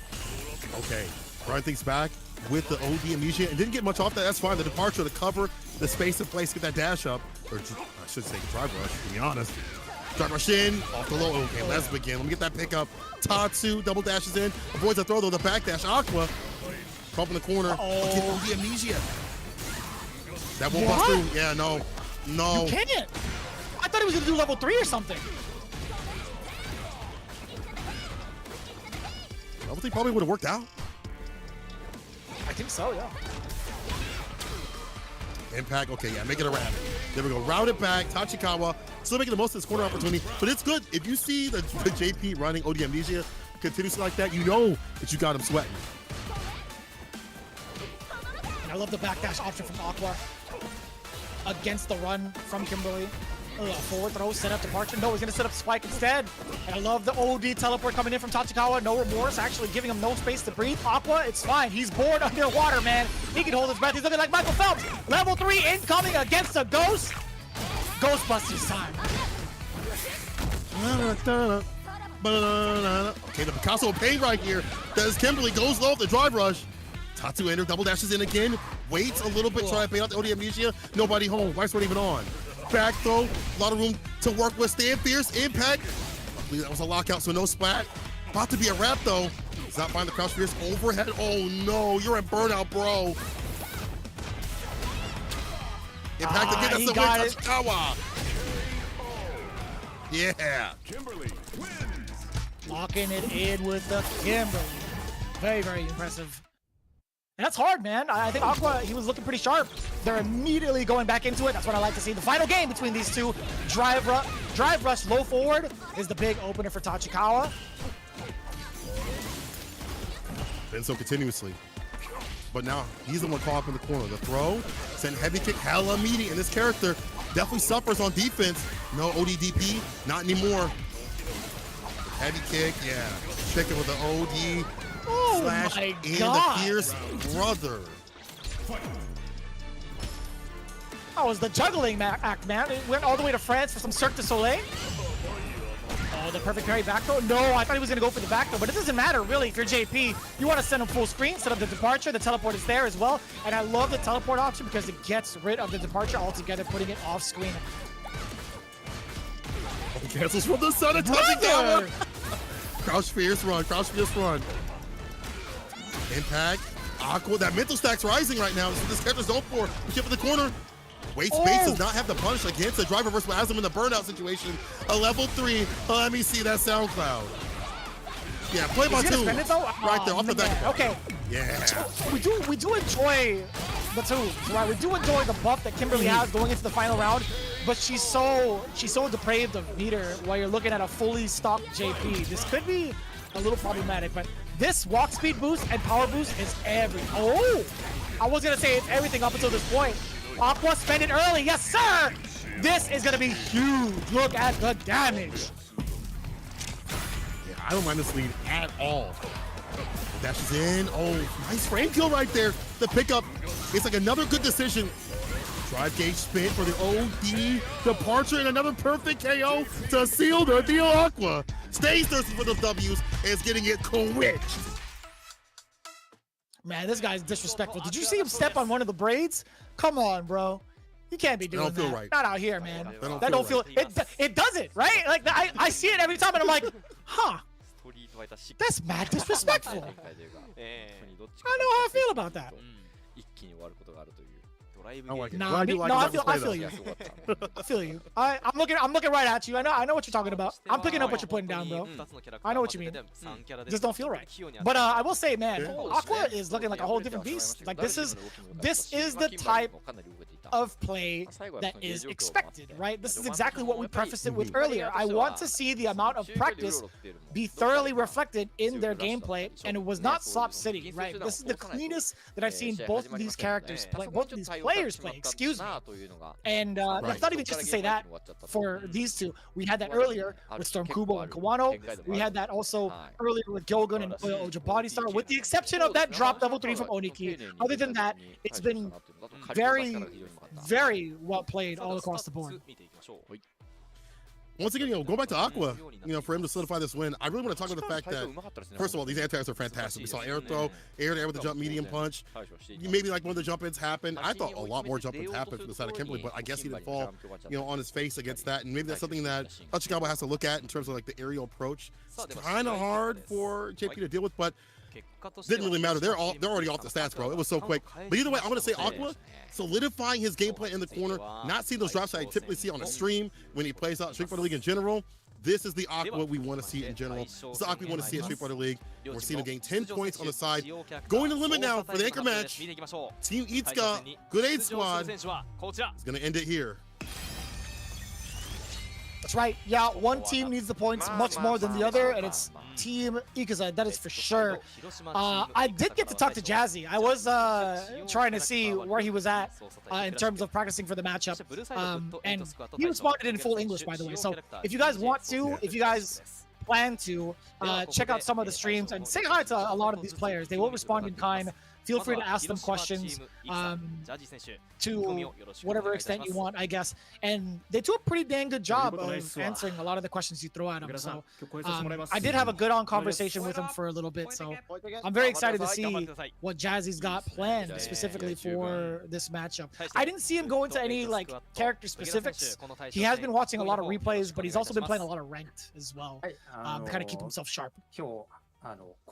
Roman is a mad grinder. I'm sure you've seen it, 4 hours of just going through the hells of rank, just fighting every sort of type of any sort of players, collecting all different data from all the different playstyles. He's going to need it because I feel like, Pugera, he is definitely on point. Bro, what is going on? What are these laughs here? Jazzy said, I'll beat Pugera, nothing more to say. But I'm curious to see what Pugera has said. Pugera is such a wily cat, bro. My dude Pugera is different. He said, I don't think anyone thought I was the anchor, which is crazy because the way that he played last time we saw him, he was on point. I went into his stream and I was like, dog, you're activated. You're active right now. He was like, yeah, I'm ready. I didn't say active, but you know what I mean. But the fact that like he definitely has found his way with this character, finding the great anti-airs, the spacing that we've seen with Balrog carried over to DJ. But looks like he's saying that he used to play Jazzy a lot and he knows his play style. But I don't know, bro. This is a different Jazzy. Different than what I saw in 5. Like this Jazzy don't drop combos. This Jazzy way more optimal. This Jazzy, you suppress her a lot better. This only thing's gonna be free like it used to be. It's definitely scary, right? I think this is a very finely tuned Luke in the hands of Jazzy, and it's been very exciting to see. You can see him, the amount of points he had for Shinobiism Gaming just a couple of weeks prior, being able to take down the anchor match as well as the big tiebreaker. So I'm kind of curious if he can kind of keep up that exact win streak. He's on a 4-game win streak, by the way. He took down Momochi 3 games straight. He took down Fujimura in the tiebreaker, but he's got himself another legend to face off against. with 異様な Pugera. 反応の速さ、これで対応していきました。ただ第4節の Here on the other hand, に敗れて you るって know, いうのは is not the ちょっとどうな best るかですね。 win streak right now. この試合に関しては 1 out of ジャ 2. ジー側も材料 Had just recently won against Itazan, getting 20 points for his team. But again, like as I watched him, I feel like the movement's gotten a lot tighter. Like in terms of like spacing, which you have to have with DJ. I mean, a lot of his stuff is predicated around movement, feints, and fakes and things like that to catch people unawares, to find punch off like just cool light kick into like a punish counter follow up that's like 40%. And just the general movement has to be on point so you can anti-air perfectly with like slide, like heavy kick if need be, air to airs, and obviously to have the charge for jackknife for the DP. Like I feel like that's more on point with him now, and he's getting better about utilizing fireballs as a poke and not just like a typical zoning tool. As you would put it last time we talked about this, like it's you don't use DJ's fireballs in the same way because of the recovery. And a lot of DJ players have that issue. When I played DJ, I was throwing out fireballs like they were candy, bro. But I didn't recognize that there's so much recovery on there. You're not supposed to do that. There's supposed to be a poke set up for other things. Yeah, I think that's a pretty valid point, right? It's great for draining out the drive gauge from like closer to medium ranges. Closer specifically off of like a block string, especially OD fireball, leaving yourself plus, but also doing it as an ender, it's gonna be safe for you and also takes a considerable amount of gauge. From medium range, I would highly encourage using the medium one just because it's harder to react to, and despite it having longer recovery, it's like I feel like you would have to make it a read to actually punish, right? But outside of that, DJ versus Luke, I think it's just fine. I think he's able to, you know, cut his jump arc and get around the fireballs, but also, more importantly, is outrange the young man Luke, just like this. That's you. Checking the walk back. I play both these characters, So baby. hot. Baby. Baby, yeah, there you go. Correct it. Baby. Is this a pot? Perfectly spaced, right at the tip of the toes. Back heavy kick. And that's it, Alright. bro. Pugera. He's so good, bro. This character's so good. All right. Oh, man. I feel like this stage very much so suits DJ because of the beat. Like, this is definitely the kind of tune that DJ would love to vibe to, for sure. My man is jamming. We're jamming fist to face right now, though. That corner carry, a little bit of drive gauge, chase it. Back ride, still a little bit of Oki with that crouching light kick. ODDP immediately from the side of Pugera. And again, switching up what he does, the feints, the fakes, hiding that drive rush. Usain Bolt. Oh. Ha ha ha. I'm telling you, man, the Japanese voice actor for DJ is OD. He's actually so good. He can get a plate. He can get a plate. Oh, those soap bots at this range are crazy. Checking counter to the fireball. Oh no, come into the OD fireball. Don't give Jazzy room like this. Level 3. Yeah, kill that drive gauge. What do you do now, though? What do you do now, though? You drive rush forward and risk of a wake-up CA? What's the play? That's far enough! Grab an impact. He got it! Ooh, it's Jazzy J getting himself the W on the board, at least for the round. A very expensive round at that. Yeah, this made quite a bit of bar, but I like that. The jab into drive impact. Get that reach where Pugera was not expecting. These soap bots have been fantastic for the side of Pugera. Those good parry that want to commit to any sort of anti-air. We'll find a conversion of that light punch starter. Maximum upper into level 3. Immediately going to gain that gauge back. Get a lead.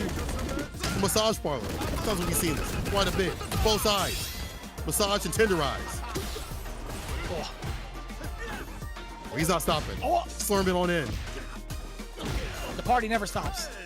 Yeah, we got the back heavy kick into the feint Sobot. It's also going to be really good as an anti-air, right? To close the gap and leave himself in a plus situation. Side switch, no! He's going to spend the same sequence. Shoulder for Oki. Man, from one side to the other already. We get the drive impact again. It's Jazzy. Safe jump setup. More sequence. Oh, he doesn't go for the safe jump. Overhead. You have got to be kidding me. You are You're actually a monster, disgusting. Jazzy. What? He's not dead though. Not again. Don't get thrown. ODTP. Was that over yet? Anyone's game? OD fireball to make him fall. Sandblast in his eyes. Surprise. Bro, Jazzy. He did the overhead in the beast mode? First of all, that was Jeremy, I didn't know that was a combo. What in the hell? It's fast enough. It is fast enough to get it. It's actually the sickest thing, man. If you really want to know what the frame data is on Super Art level 2, it's 5 frames, dude. That's fast, yo. Man. Whew. That's beast mode, baby. No herbivore. Oh, man, Jazzy with the first W. Man, that was actually so sick.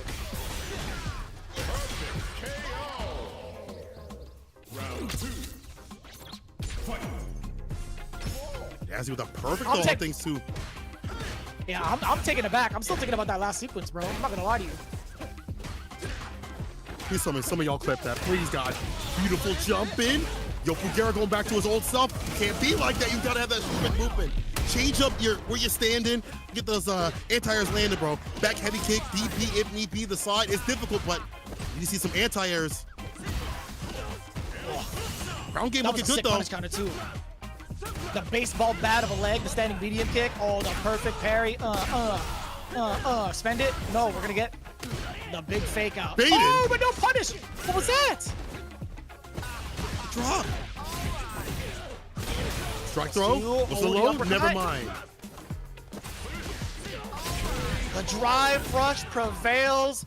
Slurming on in there with the drive rush jab. Pugera ready for the full conversion. But we talked about the clean plays. Man! Jumping Fierce opens him up again. Jazzy going back to the well a couple more times. Forward throw. Do it again. Would have worked. That Sand Fierce is out of there, though. I drive rush first and I shot first. Says Jazzy. Still get that level 3 to get the pickup. Yeah. It's funny you to Memphis. You didn't mention it. You mentioned the way that Jazzy plays earlier, right? In previous iterations of the game, he would drop some significant combos, and sometimes it would pretty much get the better of him. He had a little bit of a scramble, literally in this round, like back to back to back, and still managed to take it down over Pugera. Luke is a different beast, man. Even if he drops some, it just gives him another opener to do even more damage. That's a good character. Don't let certain people tell you different. He's a good character. Maybe he's honest, but not when it comes to damage. Jazzy, I feel like playing Akuma, playing a character that dies so quickly has got him so locked in now. Even though he had switched later on in 5, the impact, oh, you won't survive. This is damage dumped out from the side of Jazzy.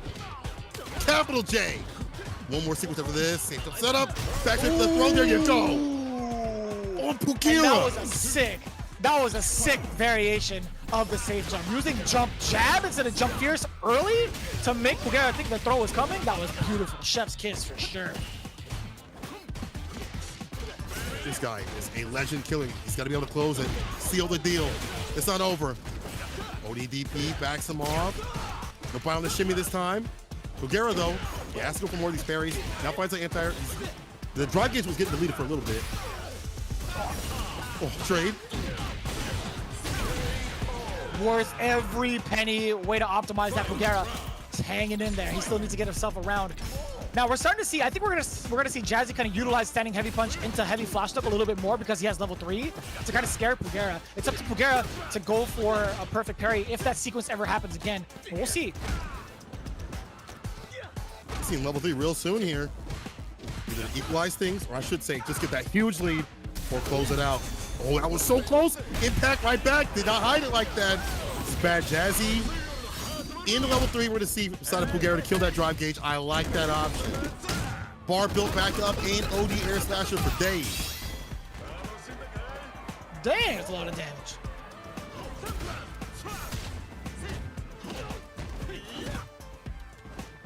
That's hella plus.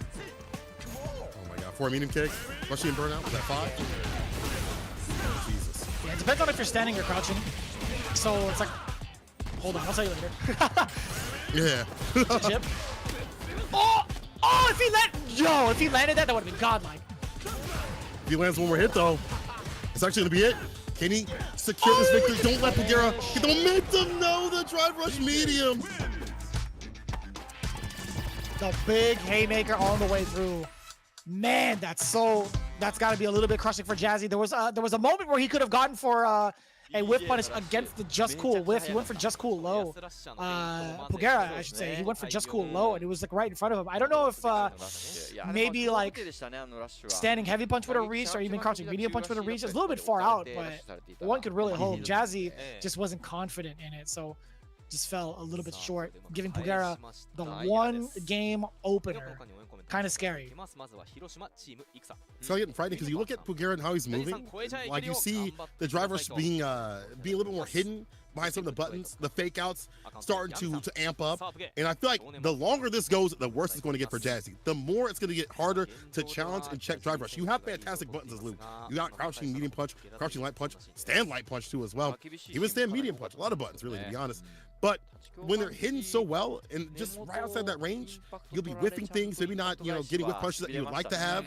And it's going to get even more stressful to call stuff out, and you'll just be caught lacking with drive rush, light punch back, heavy kick into 40% off a just cool conversion, as we've seen continuously in the corner carry.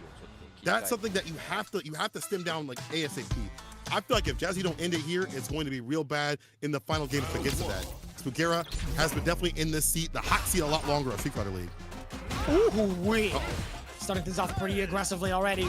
Back-to-back throws. The second one was a tick throw, setting Jazzy up. Not going to fall for it this time. OD uppercut. He's had so much success using that bust out on defense, but it's Pugera who's looking to catch him off guard in the medium range. Speaking of throw baits now, Jazzy giving him a taste of his own medicine. If you're going to throw me, oh. That pickup, DP, and the throw, the MMA in play, brother. And he caught these fakes. Trying to hold his ground, but there's the drive rush light punch again. Now switching up, doing fireballs instead of just like drive rushing with the medium or the feints. I like these fireball follow-ups every so often. Catch him off his toes. Oh no, the stand medium kick he really thought, but the jump in again. This is the well that I want Jazzy to return to. Go for these jump ins more often than not, because we see that, you know, Pugera has to acclimate to that. He's not fully there, I feel like.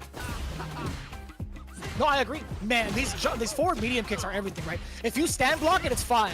However, if you crouch block it, you get hit towards the later active frames, making it 6. Sorry, that's on hit. Sorry. On block, it's 1 and 2. Sorry. +1 standing, +2 on crouching. Still a lot, though. That's a hella. Over decision. Down the bar at the bottom. OD air slash. Drive rush air, or drive rush throw. There you go. Pugera routing it back. Staving off set point. There it is. Yeah, medium kick against the drive rush. Jazzy was not deterred from it. And also, we talked about that standing heavy punch. Why isn't Pugera going for the drive impact? It's because of that level 3 from Luke. He has to go for the perfect parry against it. Oh! Word? No shot. No shot. Into the medium. Level 3 immediately. Won't kill. Next sequence will, though. Let's see it here from the side of Jazzy. Gonna capitalize that J. Here's the jump in. Oh, that could have been everything for Jazzy. Forward jump. Oh, the neutral jump is so maybe good. the Sabat with the neutral dump. Yeah. Uh-oh. He just pulled back his bar. He's got to hold that. The low forward is there. Pugera gets caught trying to walk away from danger, except he knocks on the shins and says, I am the one who knocks. I am the danger. It's Jazzy with 3 more games under his belt against another legend. Ladies and gentlemen, Hiroshima Team Ikusa is on the back of Jazzy J. Brother, we talk about these standout players, these standout, you know, shining stars in Street Fighter League. Last season, it was Shuto and Higuchi, it felt like. This season, despite the lack of points, to me right now, it's Jazzy. The way he is playing, the way he is acclimating, the way he is adjusting and not letting things fall from his hands as he would previously when he was first beginning Street Fighter 5 is amazing. These breakout points, you're seeing them happen right now in front of your face, folks. It is Jazzy coming back from the break, more of those jump ins, corner pressure. And you saw that confidence, you saw him shimmy round start in the 3rd game right there. That shows to me that he has that dog in him. He has what it takes to be at the league, right? I've talked to him before. He's like, well, you know, I don't know if I, you know, deserve to be here and all that stuff like that. You know, I hope I can make, you know, an impact. But the way he plays is something different. I like that mind switch right there. When he gets in the game, he knows that he's supposed to be here. He knows he's supposed to be on those 6. Man. I'm loving this. I'm loving this from this team. This is the exact spirit of Team Ikusa that we were looking forward to. Kichipa with a couple of words as well. Now, Kichipa, I feel like he was expected to be in the anchor match, which is what possibly threw Pugera off, right? It kind of goes back to what was happening with Good 8 Squad, why they were kind of like laughing it off. Bugero was thinking to himself, like, I don't think anyone thought I was going to be the anchor.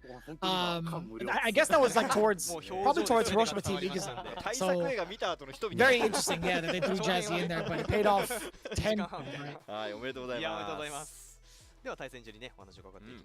90 points for them, by the way. So that is a definite big boost that they needed. And boosted probably morale too as well. Kichiba says Zangief is not perfect, so he was out. So Kichiba still working on the Zangief. But his teammates did great. That's something you still have to practice. I feel like Geef, we've seen a lot of people leave Geef to the side. You know, Brutus going to mommy muscle instead of daddy muscle out here. He has switched teams. But, you know, Kichipa still sticking with that character, trying to figure out what to do with him. And sometimes it takes a little time. We saw it with Kawano too as well. For him and his loop, it took time. Now it's like the switch over to Classic. But it took him a little time to grind out things, get to this halfway point prepared. So possibly seeing Kichipa and his Geef a little bit later on. It's good to see them in good spirits and also doing pretty well in the leaderboard now, or at least past the borderline. I think they've technically taken over Shinobiism Gaming by 5 points, right? They have 85 total, if I'm not mistaken, because they were going into this play with 45, or they just net themselves, what, 30, right? So, yeah, they've taken over Nagoya Ojo Body Star. Nagoya didn't score any points in their matchup, so this is pretty significant for Hiroshima Team Iguza. I think it's up to Shinobiism Gaming, depending on how they play their game. I think it's gonna be like what section 8.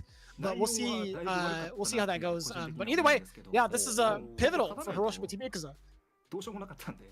It's good to see this team that has historically not been doing the best, and not in like a bad way, you know, considering the pedigree that's out here. You see, a team that's not been, you know, doing the best, even in this league, now starting to make things a lot closer. This is why I wanted to see in general. I wanted to see like because the arena's been switched around, the players have been switched around. I want to see closer matches. I want to see some upsets and bluffs. Imagine Shinobiism Gaming don't make it in, bro. Some people might have said Hiroshima, Team Itsuka wouldn't make it in, but it might be Hiroshima making it over them. It could be. It could be.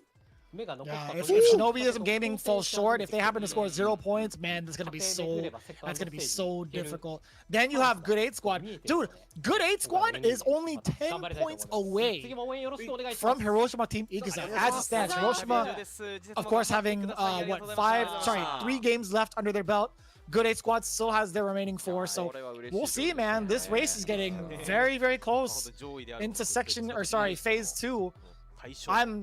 I can't call it. I really cannot call it. But that's the magic. That's the beauty of it all, really. Getting ourselves games pretty much twice a week to see how it all changes up at the flip of a week. Really. But with that in mind, again, Good 8 Squad. Man, I take it back. Sorry, they also have 3 games to play. Yeah, Good 8 Squad. They're now at 105. Excuse me, not 95. 105.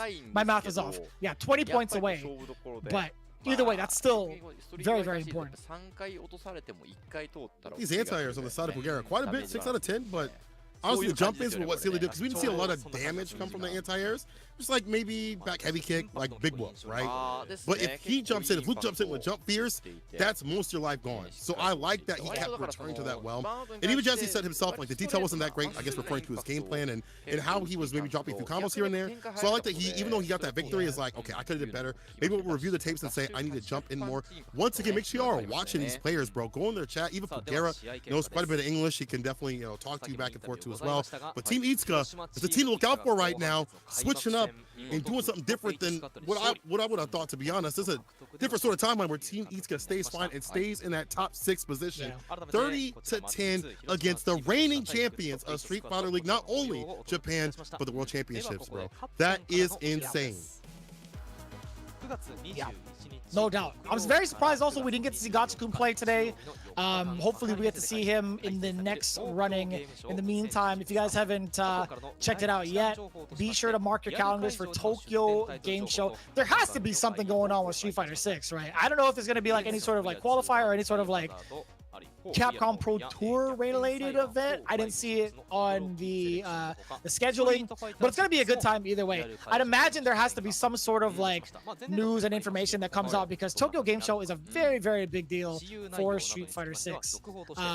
But with that in mind, we're gearing ourselves and get ready for our final match of the day: FAV Gaming versus Cyclops Athlete Gaming Osaka. So that's gonna be very interesting considering FAV is the top dog and Cyclops also, I will say, one of the top 3 contenders up till this point. Yeah, I mean, the new kids on the block have definitely been putting a big wrench in the plans of other people. And it's great to see them not just coming in here and just like faltering and falling. As you put it before, you know, a lot of these cats, you know, train together, so they're going to have that teamwork mentality as they come in the league. But FAV Gaming, bro, they're the top spot right now. They are clapping everybody. You know, Bonchan, Tokido, Ryusei, Sako, a team of fantastic players. Not only that, characters.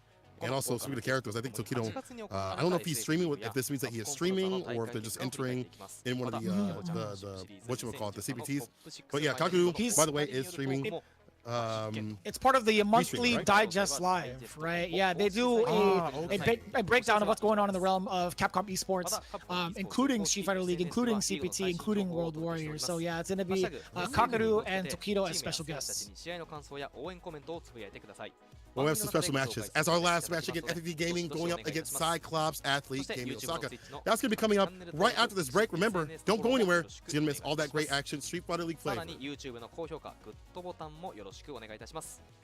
ここでご覧いただいている皆さんにお願いがございます。ストリートファイターリーグ本リーグの運営に関わりのない第三者による本大会の模様や本大会の対戦リプレイ映像のアップロードはお控えください。こちらよろしくお願いいたします。ではこの後は試合準備のため一度インターバルを取ります。21時10分からは第7節のマッチ3、ファブゲーミング対サイクロプスアスリートゲーミング大阪、こちらの模様をお届けしてまいります。それでは一旦失礼いたします。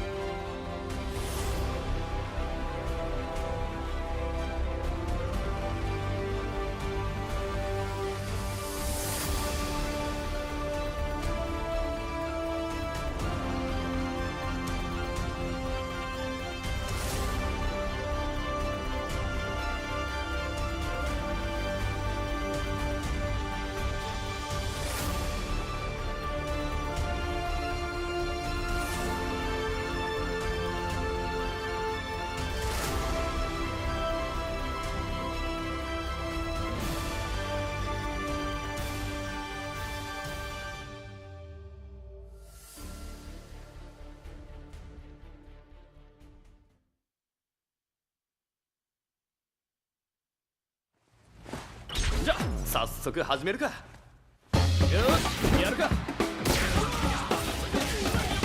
いい戦いになりそうだ。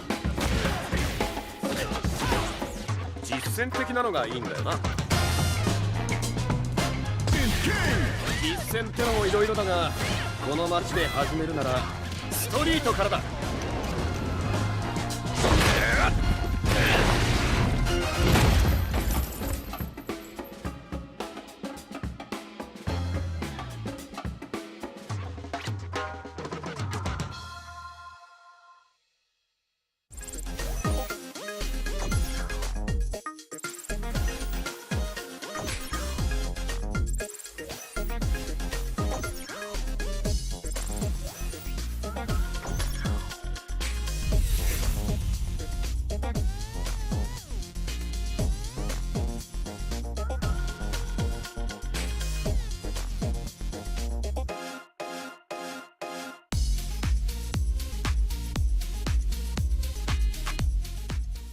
もしバーンアウトして辛いと思うのなら、そもそもバーンアウトしない運用を心がける必要がまずある。これまず第一。まあそれでもなお人は愚かである。そっからじゃあどうするんですかをじゃあもう一個考えていきましょうか。ちょっと面白いあれがあるんだけど、通常時ってガードするとマイナスじゃないですか。要するにドライブゲージが減るんで良くないんですよってなるんだけど、バーンアウトとしてはむしろ逆で、通常時ガードするともうゲージがもらえるんですよ。そうですよね。だから技をガードするっていうのはバーンアウトしてお得なんですよ。めちゃめちゃお得。そうだから俺は結構そろそろ投げてくるなと思ったらボタンを押す。そうすると相手は打撃と投げを2択なんだけど、投げを食らわないとこっち崩れないじゃん。で打撃を打ち続けるとこっちもこうモリモリゲージがもらえるから、そういうのもありなのかなっていう。だからモダン視点の話にちょっとここはさせていただくと、SA があるときは守れる。まあそうだよね。これすぐ出せますから、モダンだったら。じゃあないときどうするのか。心理なんだけど、相手がバーンアウトしてるとえぐい打ちたくなる。いやめちゃめちゃわかるですね。10秒に1回打ってきます。間違いないだから飛んでいいと思います。これでもう逆にね、すごい大ダメージ取れるんで狙うといいのかなとは。確かに。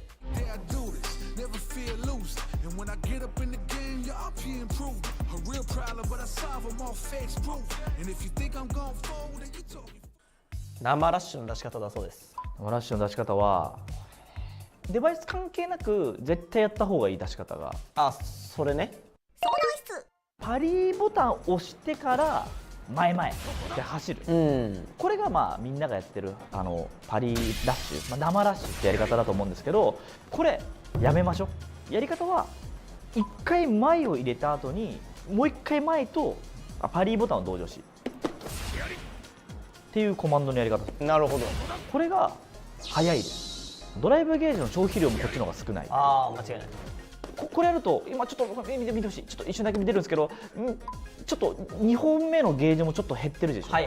この前々ってると2本目のとこかかってないんで、これねすごいお得だし、慣れるとこっちの方が簡単なんだよ。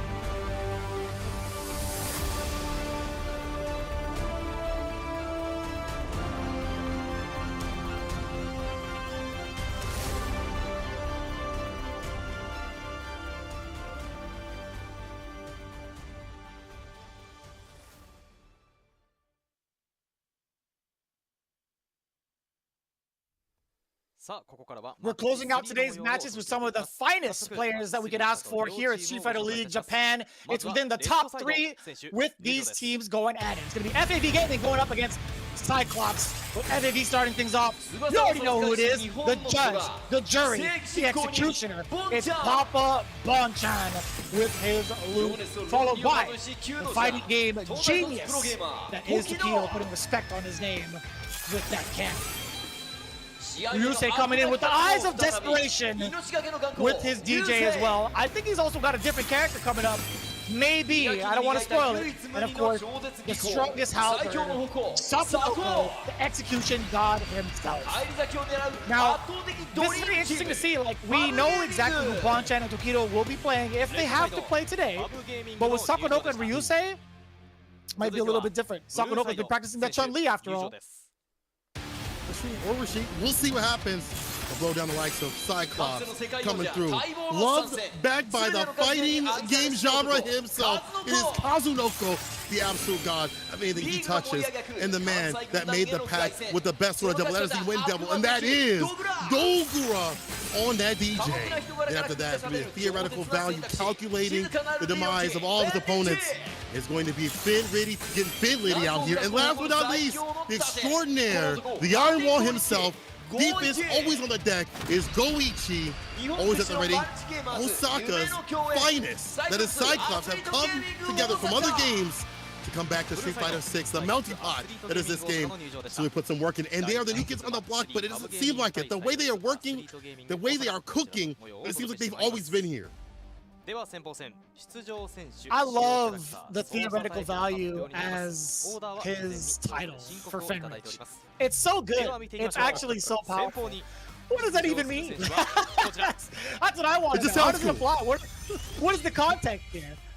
I want to know the context. The context right now is Sakonoko versus Fenrich, Chun-Li versus JP. I feel like, you know, this is what was expected, right? Sakonoko has done a really fantastic job of breaking down this matchup, but it's in the hands of a different pilot, right? Fenrich just picking up JP not too long ago and finding immediate success. Yeah, I think the way that Sako had, when we saw him last play a JP player, it was, I believe, with Aqua, and he cooked him bad. He made me rethink that whole matchup. Obviously, things have changed since that has happened. Kakuru's shown us like the mid-close range. This character is ridiculous. Valmaster has nightmares about this character and has dealt with them at EVO and exhibitions and stuff like that. So maybe things have been worse off for Chun-Li players as JP has gotten stronger. But I feel like Sako has shown us, you know, time and time again what he can actually these characters from the optimality, in terms of damage, in terms of, you know, the combo expression that he has. And he's always been able to, like, every time we see him with a character, showcase the best of what that character can do. So I'm expecting a very even match. I'm expecting also Chun-Li players to lock in. Whether win or lose, I feel like it's going to be close no matter what. I'm expecting Chun-Li players to learn from this and be like, maybe it's not so bad to fight JP.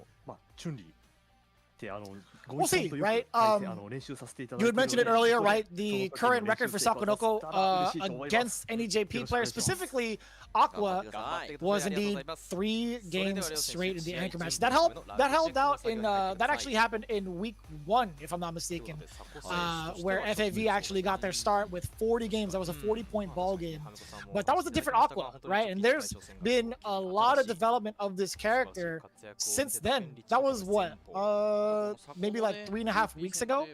So I kind of wonder, in the hands of Fenrich, who has all of the knowledge and all of the information at his fingertips, and also the right mind for fighting games, being the theoretical value. I don't know what that means still, but yeah, I mean, with the overall fundamentals that he has, I think he will be giving Sakonoko a lot of problems in this matchup. I agree. And then on top of that, I mean, Fenrich himself says, bro, I've been practicing Chun-Li with Goichi, so I'm ready to win.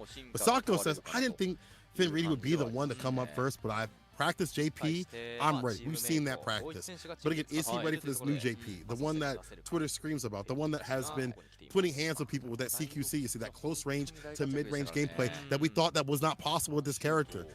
I'm not sure. We'll see if Sako's ready. I'm curious to see what practice he's had besides like Sonic Fox. I don't know if they've been playing with Sako recently. I know Sonic is getting ready for a whole new different battle, a rap battle of sorts coming up later.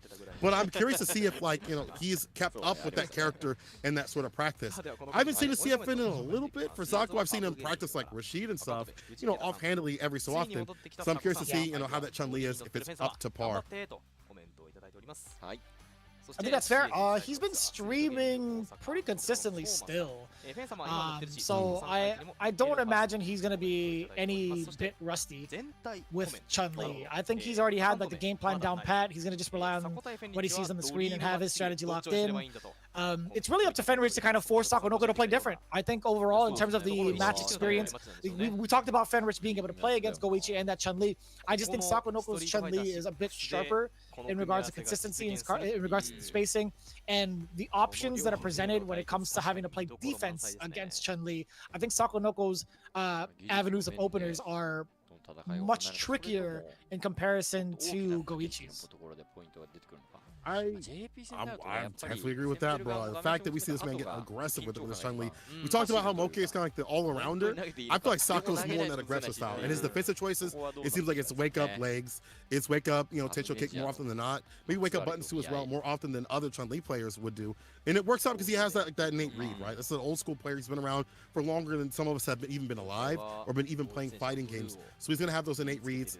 He's going to be able to exercise those and make the most of all those opportunities. And that's the most important thing, is making the most of all those opportunities as Chun-Li to get that damage dumped out. I feel like that was maybe why people thought she didn't really have the damage potential that she has currently. It's because they weren't really optimizing every opportunity. We've seen Sako do so. We've seen him get those anti-airs, and especially, I think when he wakes up with legs against like a throw tech, he's going to optimize that corner carry and that damage. Things like that, simple things like that all add up against the likes of JP.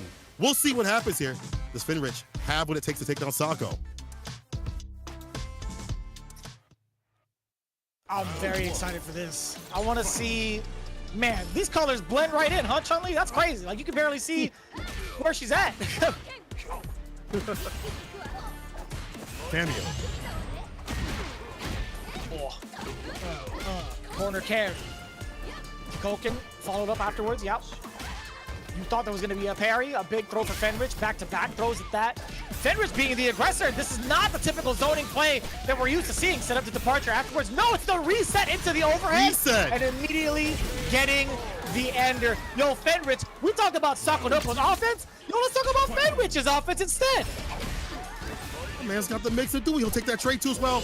Overhead for the plus strings, perfect parry. I do like these perfect parries, and now goes for the drive impact to delete some of that drive gauge. Take it to the corner. At least scale, but hey, he'll take this. Can you keep him there though?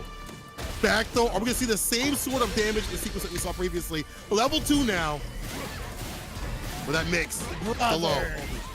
He went for 3 low medium kicks. Did you see that? Set up the double departure. He gets a throw, gets to extend the combo. We're gonna see that level 1. Yo, Fenrich, oh my God, he's messing with them. He's absolutely toying with him. Yo, this guy plays the schmicterization. My man is playing a whole different genre. He's playing an RPG, and all the active terms are for him right now. He is not letting Sako do a damn thing. The bar is even filled up right now.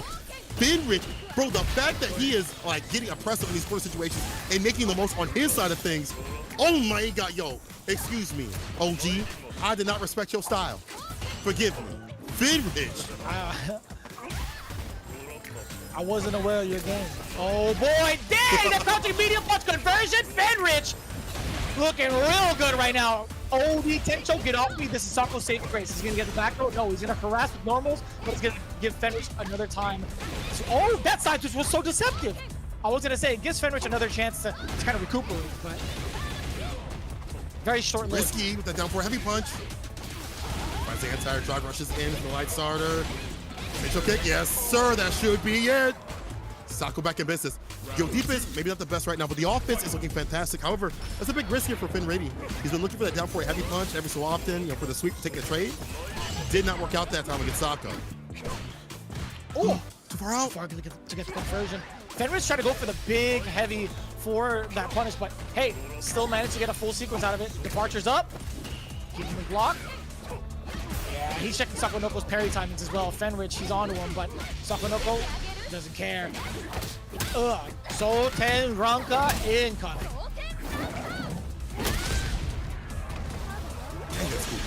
In the corner, wake up level 2. Does that say if you're just gonna hit 8 interrupts? He woke up level 2. I'm very shocked and surprised because I know that is not the best thing to wake up for. When that stand fierce, all that reach, maybe just didn't expect it. Finrich not deterred at that waist of bar. Interruption with the crouching medium punch and the departure. This guy's been dipping into the well of crouching medium punch a bunch of times over, and he's been gratuitously rewarded every single time. Damn! Yo, Jungle City! Wow. Population right now. Sakonoko! Oh, he's out of there. He's out of there. Avoid he's that. a magic, Yeah. and this is crazy, bro. Bro, the avoidance though. Hold on now. What's the defense like?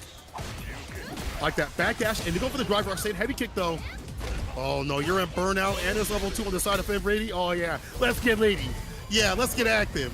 jump out of there. We knew what to do. He blocked the first hit and then does the back jump. I saw that from some of the sim players exercising that approach. Still level 1 on the side of Finrich. Impact, there's Sweat.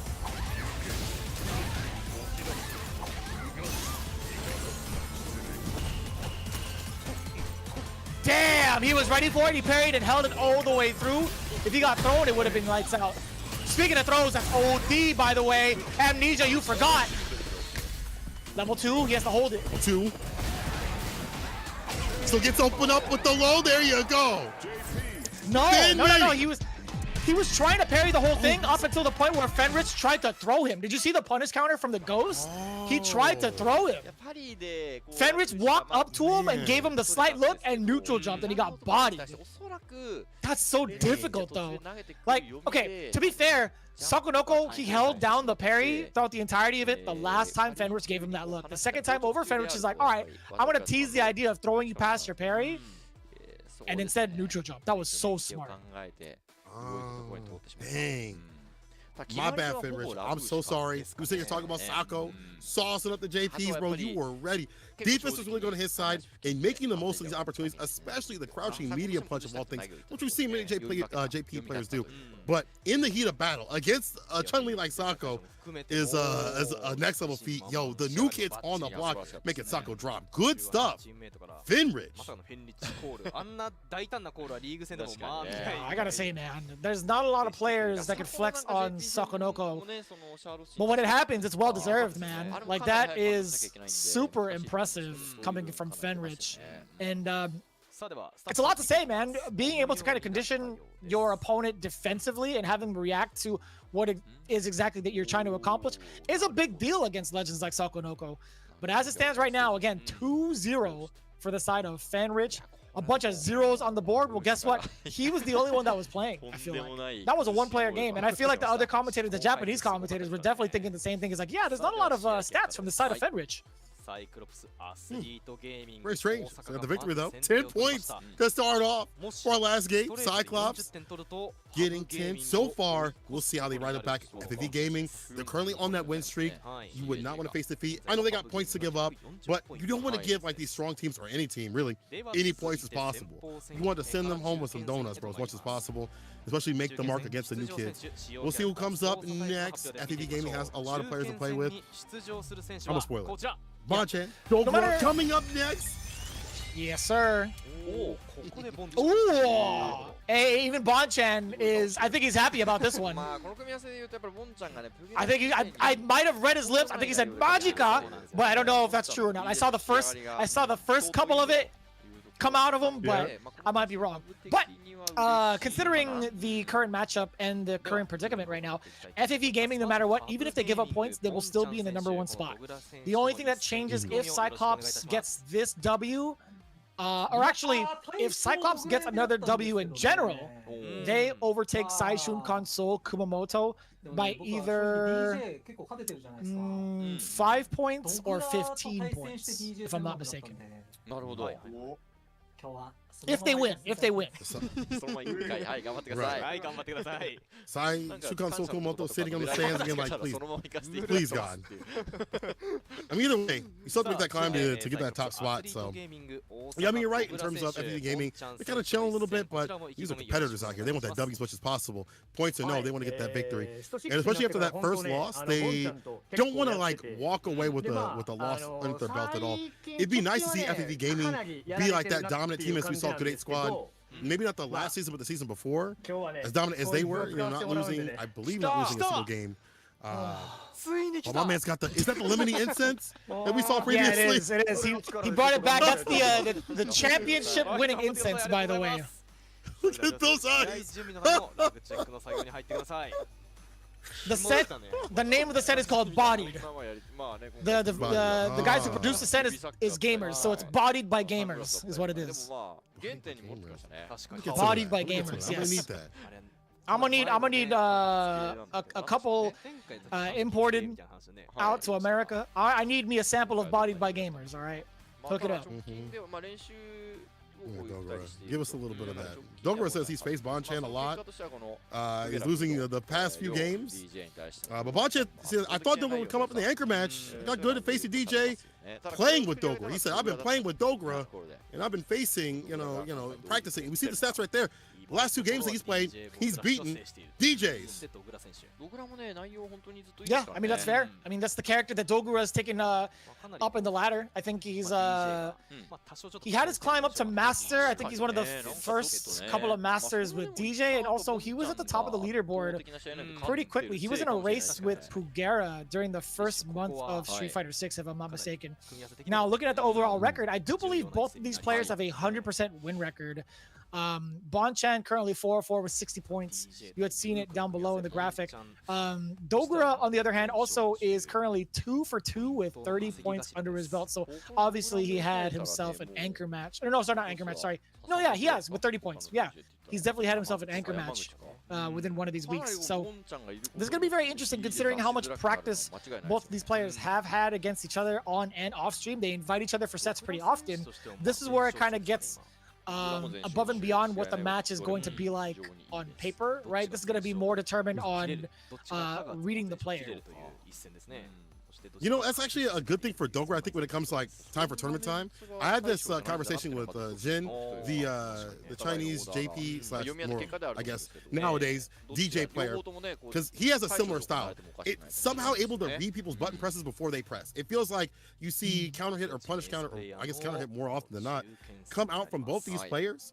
And actually, Jin looks up to Dogura. He studies his style. He's like, I don't know what it is, but he is just able to predict when someone wants to press something and counteract that continuously when it comes time to tournament time, or like to clutch things out. We saw that in Street Fighter V with the Bison, which was actually a fantastic choice to do so. And I think DJ is also similar. Just cool light kick. We talk about that punish counter.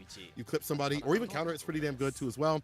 You clip someone with drive rush light punch in the back heavy kick preemptively. These callouts lead to a lot, but this is an Evo champion. That is Bonchan, Papa Bonchan.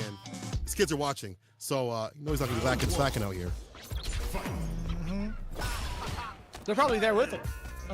Starting things off pretty aggressively. That's the mark of a DJ warrior. That is for sure. Dogura spacing out the soul bots with the fireballs coming in hot now. Once Bonchan gets his engine going, man, he's running every red light in Metro City. And I love the neutral jump attempt to kind of blow up the throw. Dogura 2 steps ahead with the OD maximum. Nice jackknife off point. Perfect parry, but I feel like he wants to get in that range for like stand medium kick, or something like maybe even stand heavy kick right after. Off the low. Set up the throw. A hit? Come on. I love that thing.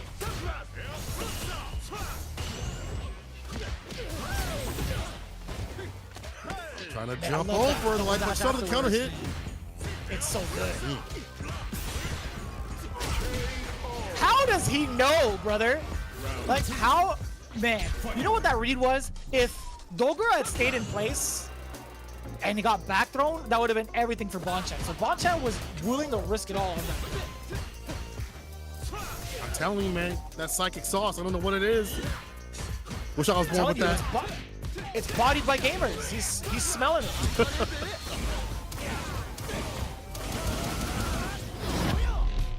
Beast modes him up in the corner. Watching him gain some bar back, the backdash. I like that, create the backdash, however, that might be a read later on that Bonchan can, latch onto. Again, catches him jumping over. The jump fierce, jump heavy kicks have not been landing at all, which we saw as a pain point previously for other DJ players, not for Dogura. Oh, Lincoln. Hey. Full body massage. You already know. The damage, Saturday Night Fever. Forward throw. Dash up. No, he just walks up. Man, he did it again. Bonchan susceptible to the same end.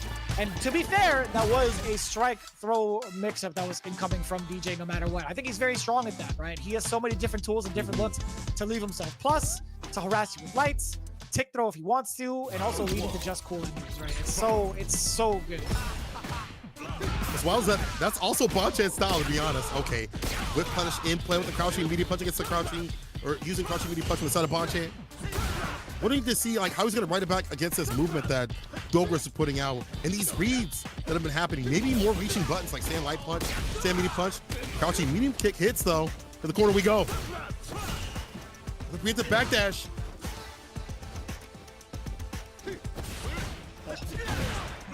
Oh, Jesus. Yo, Boncha's been getting clipped with all of these throw baits over and over again. And it goes back to what we were saying about Dogra, man. He knows exactly how to force his opponents to press the wrong button at the wrong time. Party time. Oh, you not fine. One more throw. Oh, no. Punish counter, but right now the one punch is coming from Boncha. The drop of that crouch fears. Could have been more. It's at level 1 against these fireballs if need be. However, oh, he did it again. He did it again. Bonchan tried to sweep as soon as Dogra landed. Oh, man. How does he know? Look at that match point. What? Bonchan went for drive rush overhead. In response, drive rush from DJ into crouch jab. He got it. Back throw. All right, this is Bonchan. Hopefully he gets in control for medium kick. It is his turn afterwards. DJ creating that space against Luke. Stand medium kick, deleting some of that drive gauge. The throw though. Drive rush in with the light. I like that. There's a little stutter stab just in case there was a DP. And now the hits connect. Level 3. Massage parlor again. Big win here. Let's start a Dogra. These fake outs. Drive rush light punch fake out again and again. Watch it. Is mesmerized. And Dogra with the victory. DJ wins. So I'm a different beast with this DJ. I know everything. I can see the future. Call me Miss Cleo. You sure can. Yeah. The future's so bright, it needs shades on. I get it. そして本当にいくつか押したボンちゃんの勝負投げ抜けに対して、So good, man. He's a beast. He's out of control, man. Somebody's gotta lock Dogra up, man. Him running around with that smell, with that incense, bodied by gamers. Listen, brother. That's his lethal weapon. Dogra is just on fire right now, man. His DJ is looking impeccable. He maintains his undefeated streak. Not only that, he brings the team in second place with that victory. 20 points puts him at 125. Saishun Console Kumamoto is currently sitting at third place. Granted, they have to play their game afterwards the following week. Right. But as it stands in the current ranking, with 3 games left, Cyclops has 125 points. Man, imagine they walk away with the 40 bar. One thing that's maybe not really noted on here that I'd like to talk about is how he avoided those jumper situations. We've seen so many DJ players get clipped doing Sobat, stand medium kick, stand heavy kick. Buttons you like to clip a fireball at a range where you might get like a punish counter or even a button just in general. That didn't happen. My man had the perfect timing for the walk forward, the walk backs and things like that. Catching them on the recovery too, on the side switch, getting like a punish counter, light punch starter. Fantastic play from Dogra, bro. I wish that was somehow said in the stats, bro, because that led, I felt like, to grounding Bonchan where it was easier to manage him overall, where it wasn't previously for other DJ players. If you're a DJ player, you need to be looking at that. Using that walk speed, bro, Dogra is just on one. But maybe you can't even emulate that. That's just some psychic stuff right there. Yeah. You know what I really want to see in this case? You know, you look at the anti-airs, right? 0 out of 3 from Dogra. I feel like Bonchan didn't give him that many looks, right? If Dogra is willing to play the drive rush game, the Sobot game from max distance, or even like the medium kick game, you notice how Jazzy had taken to the skies during his match against Pugera to kind of bait Pugera into like moving forward and then him punishing on the way down. That works out a lot because DJ, he wants to keep moving forward, right? He wants to kind of force you to guess when he's gonna like do after the drive rush. If you neutral jump, he's not gonna have an easy time trying to anti-air you on the way down. So I think having that look in general, if you look at like the game back, I didn't see enough neutral jumps from Bonchan. Agreed. And now we have Ryusei, no shades on, the eyes of desperation going up against the sunglassed one. That is Goichi. And there it is, that JP from the side of Ryusei. I mean, he does play DJ also, but I've been seeing every so often, you look on his streams, you look on his Twitter, and his CFN, He's got some nasty tech with JP. He's been very studied and studious. He's not shy about like showcasing when he loses or he drops something. So like I think that mentality of like, hey, I'm open about when I lose and when I win, or when maybe I'm not on point, is going to help him to be stronger. But man, his JP, just in general from what I've seen, is definitely nothing to sneeze at. I'm actually kind of curious to see that. Taking a look at Ryusei's record. I don't know if I got to see it in the lower third or not. I might have missed it, but he's currently sitting at 0-2 right now. I'd imagine he's putting himself as the anchor to try to put himself on the board for some reason, right? Taking a look at the overall record right now for Goichi, however, he's looking a little lackluster as well. He has himself at least a W in an anchor spot. He's currently 1-4 with 20 points under his belt. Damn, that was pretty anime. Sorry, I'd imagine this is a moment for these specific players to kind of get some points on the board.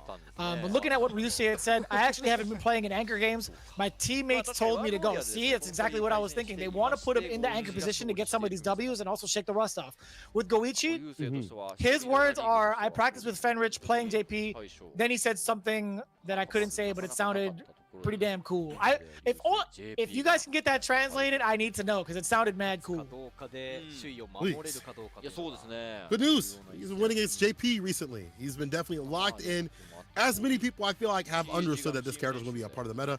As you see right there, only winning once and then losing recently to a JP player on site, Shunkazu Okamoto. I believe that was Nemo. But I might be mistaken. Yeah, probably Nemo. Yes, but that's correct. He wants to show that everything has been changed. Yeah, good. There we go. My memory escapes me, but let's see who takes it this match. I like them sending up their players, these anchor positions, because it's only going to get harder as the league goes on.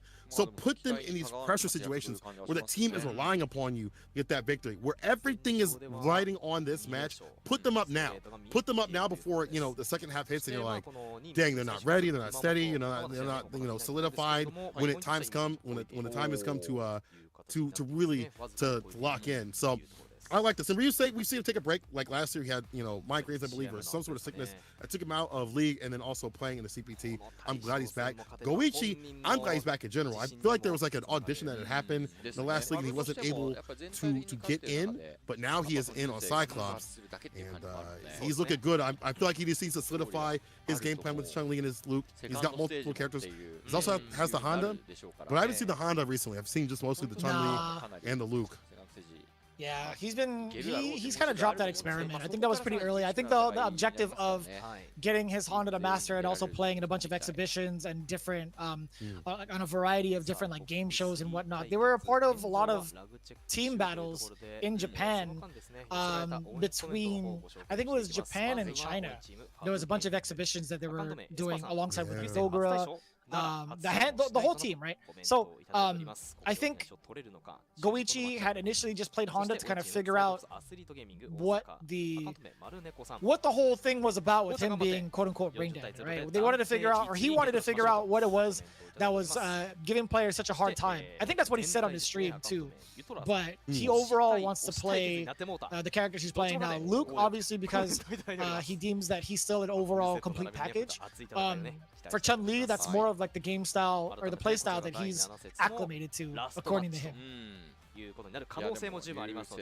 See how that comes fruition out here. Let's see if Ryusei has that Chun-Li practice. I mean, he does. I mean, he has Sako on his team.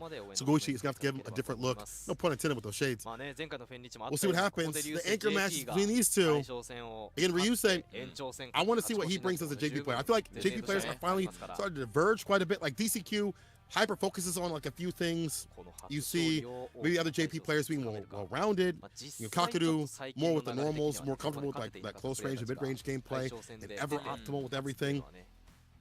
Goichi, curious to see what he can provide with the Chun-Li. He's got the execution, but also his defense. His innate defense is so good. We've seen it over time and time again in other games. We've seen it somewhat here, maybe not as often as we'd like. We'll see how it translates out here. I'm curious to see if it's going to be more of those perfect parries to deal with the OD Ghost, and even normal Ghost too as well to drive rush right forward. That's one way that you have to play against JP. I was talking to Safe about this at the Canadian event like last week. He was like, bro, people are just not playing against JP in the right way. Yeah, that character's right, like he's good, but you can do things against this character that people are just not doing.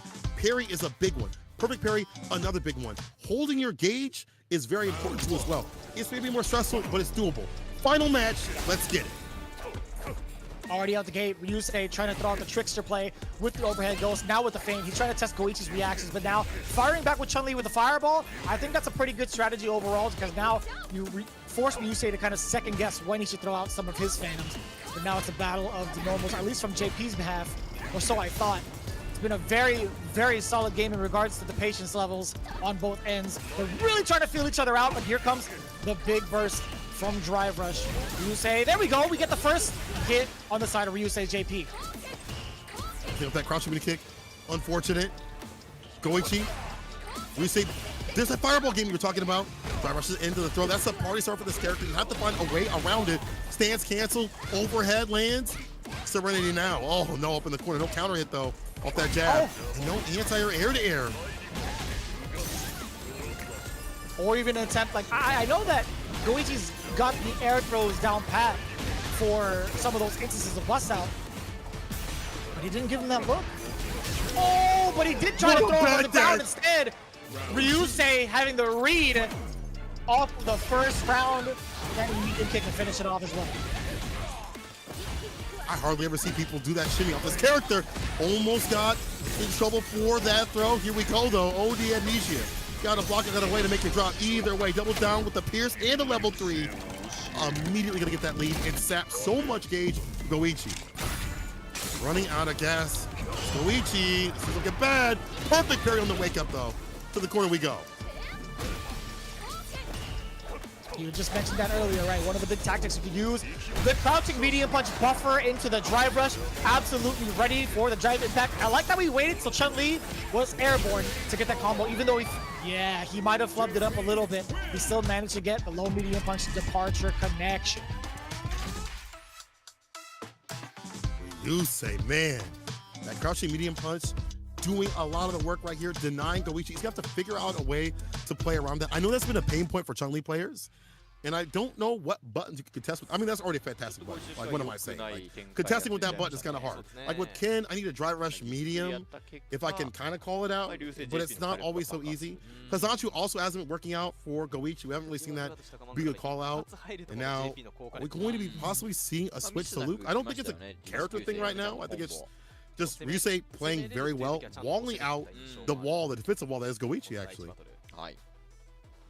Yeah, I think if you're facing off against the wall, you got to chip it down brick by brick with the amount of projectiles that you have. And I think Ryusei has done a pretty good job at the start to kind of force Goichi to kind of guess what the projectile game is going to be like. But other than that, as soon as Goichi was broken down, and I feel like it was from his own aggression, right? As soon as he got broken down by getting counterpoked from the drive rush approaches, that's exactly where Ryusei was able to shine, right? He gets that knockdown, he sets up departure, he sets up the projectiles yet again safely, and forces Goichi to play his game even more so. The question is, what are you going to do against Ryusei once he has the drive rush plan, or the defensive plans against drive rush down pat and consistent like the way he has shown in game 1? What do you do about that? I want to see the test on the anti-airs from the side of Ryusei. I don't know if that's always the best idea, because we've seen, you know, counter hit, crouching heavy punch into a million damage from the side of like what Broski's fantastic tweet. But I want to see like more of that variance in the aerial approach. She does have a good way. She does have the aerial legs. Her jump is pretty damn decent. So I want to see that. They are kind of floaty. Her jump is kind of floaty, so it's easy to call out. But I want to see that variance after like a fireball to maybe set up shop. You know, maybe make it not as obvious or make it a little more ambiguous. We'll see if Goichi has that in him. Yeah, and what's also to kind of put an interesting point about Chun-Li's jump, specifically, she has a what I like to call a triangle jump arc, right? It's a very, very sharp and shallow kind of jump.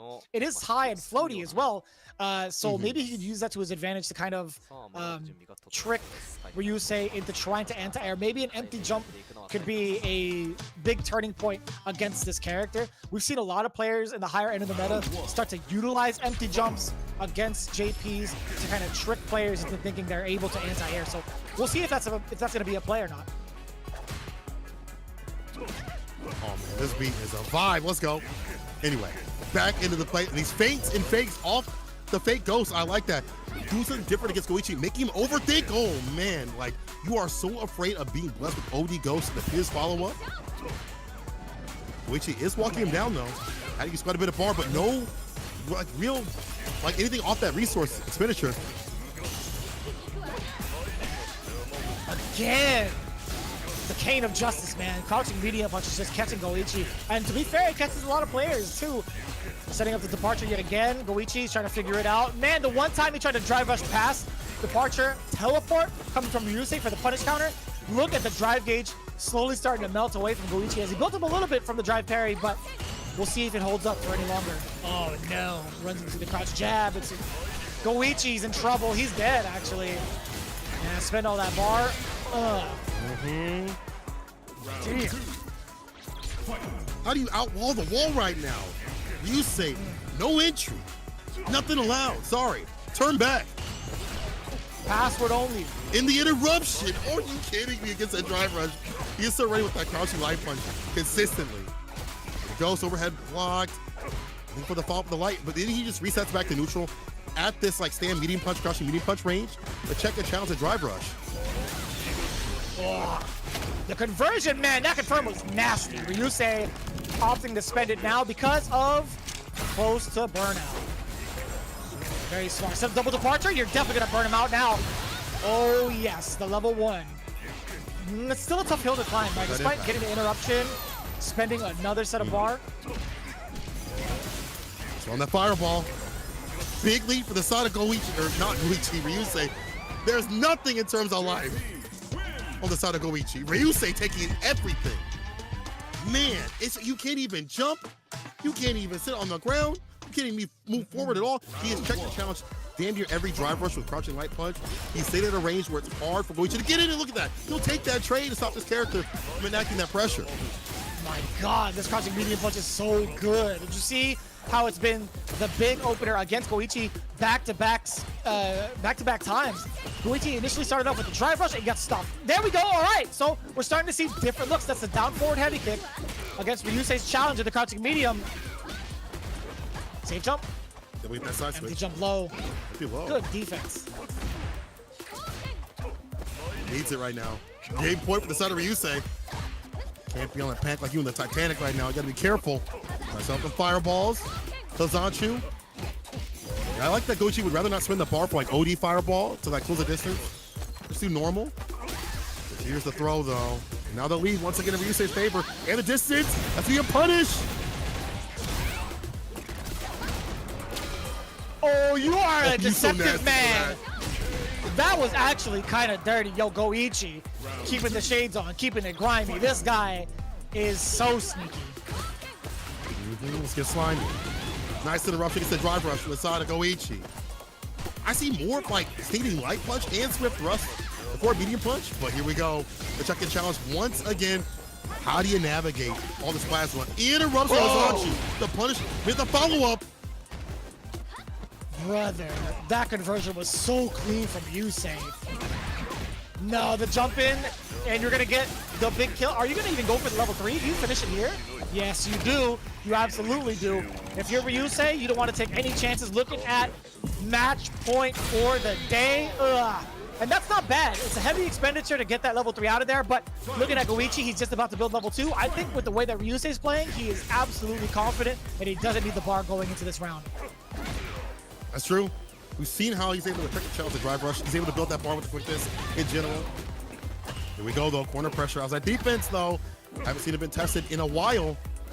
Walking back with that crouching medium kick. Challenge, counter hit conversion up in the corner. Meaty. Yes, sir. Goichi not able to find the anti-air. Splash counter. So maybe a little bit late on the draw when it comes to Tensho kick.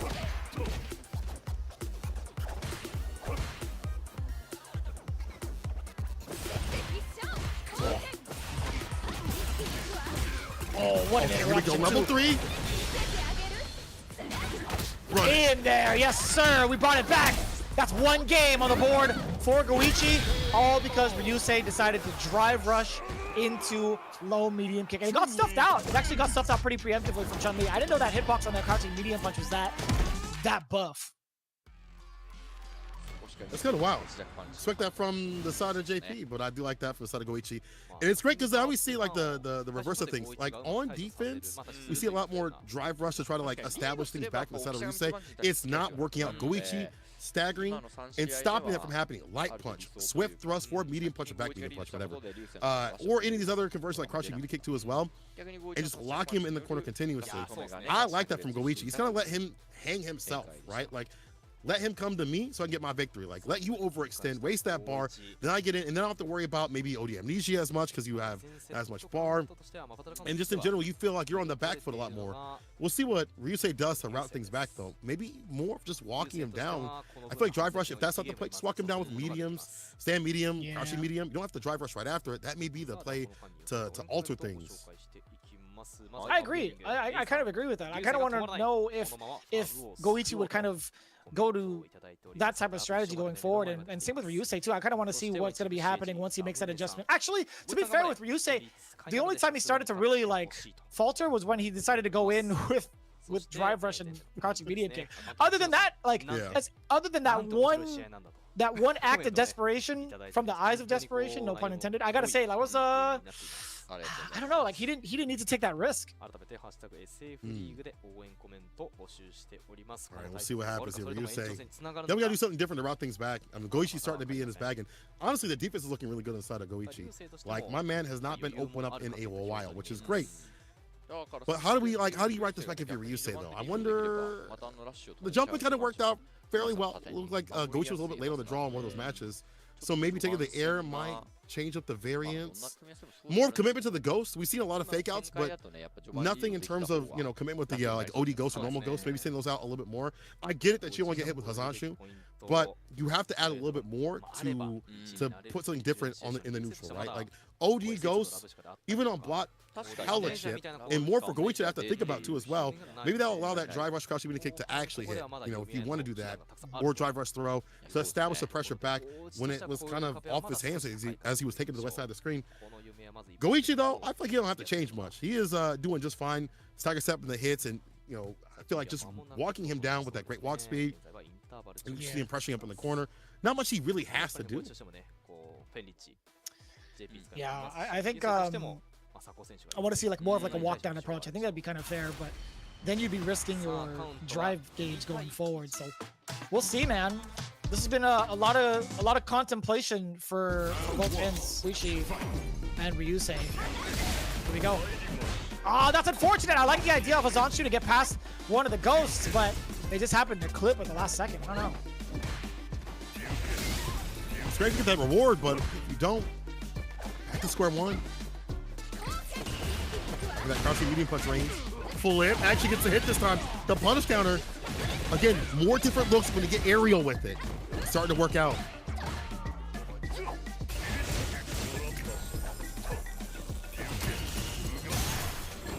Yeah, it's always been like a war of attrition in regards to the drive gauge. I think JP's just doing a fan. Oh my god. Oh no. I thought that was gonna hit JP.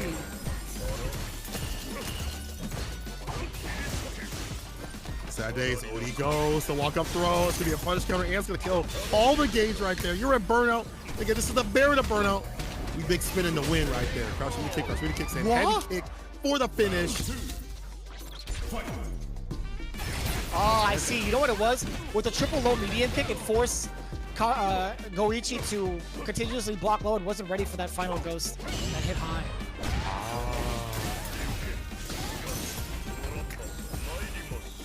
I see all. Set point here. Ryusei. With the fireball, no follow up. That would have been fantastic. The punish counter back to square one. Departure's out. This is looking so difficult for Goichi at the moment. Crouching jack confirm. Oh boy, kicks him to drive. Oh, so he thought! What? It's the OD amnesia canceled out of the drive rush. Oh man. I thought Ryusei was gonna get that juggle, but he barely misses it. That was such an intensive idea, or sorry, a genius idea coming from the drive rush to cancel it in response to the level 2. So good. Very, very smart stuff. Even if it didn't hit, it's something that Goichi has to think about, like, oh damn, you could do that? Oh hell. Nice punish. We see against Hazanshu, the follow-up. We're seeing for the finish. He's got that level 2. Oh, you know what to do. Gotta hold on that parry. Yeah, jumps out of there, but still, where to get that pierce. Drive rush off the low.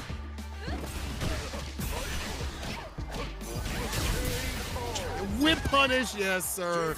Ryusei. Aware that forward heavy kick, the heavy kick, I should say. And too much to deal with. The eyes of desperation always open. Bro, the Zanshu don't work out. I can't drive rush forward. What buttons can I use on neutral? And he hit him with the level 2. When JP gets that lead, it's difficult for any character to deal with. And the feints, with now the fireballs, and then the teleports with the departure too as well. The eyes of desperation are just too much, bro. That is ridiculous. The rotational options, too much to stop.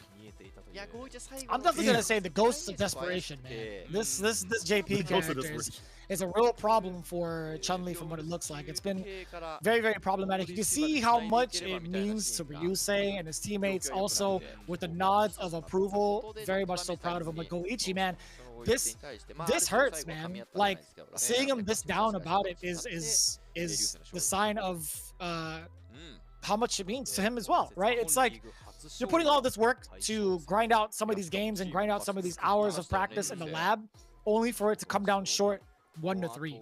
That's not a great feeling, man. Like, for Goichi, he takes this obviously very seriously, just as serious as like the next competitor for all those in chat as well. Like, it's not something he takes very lightly. You can see he's a very emotional cat. You've seen him from all the other video games that he's played, all the other fighting games that he's played.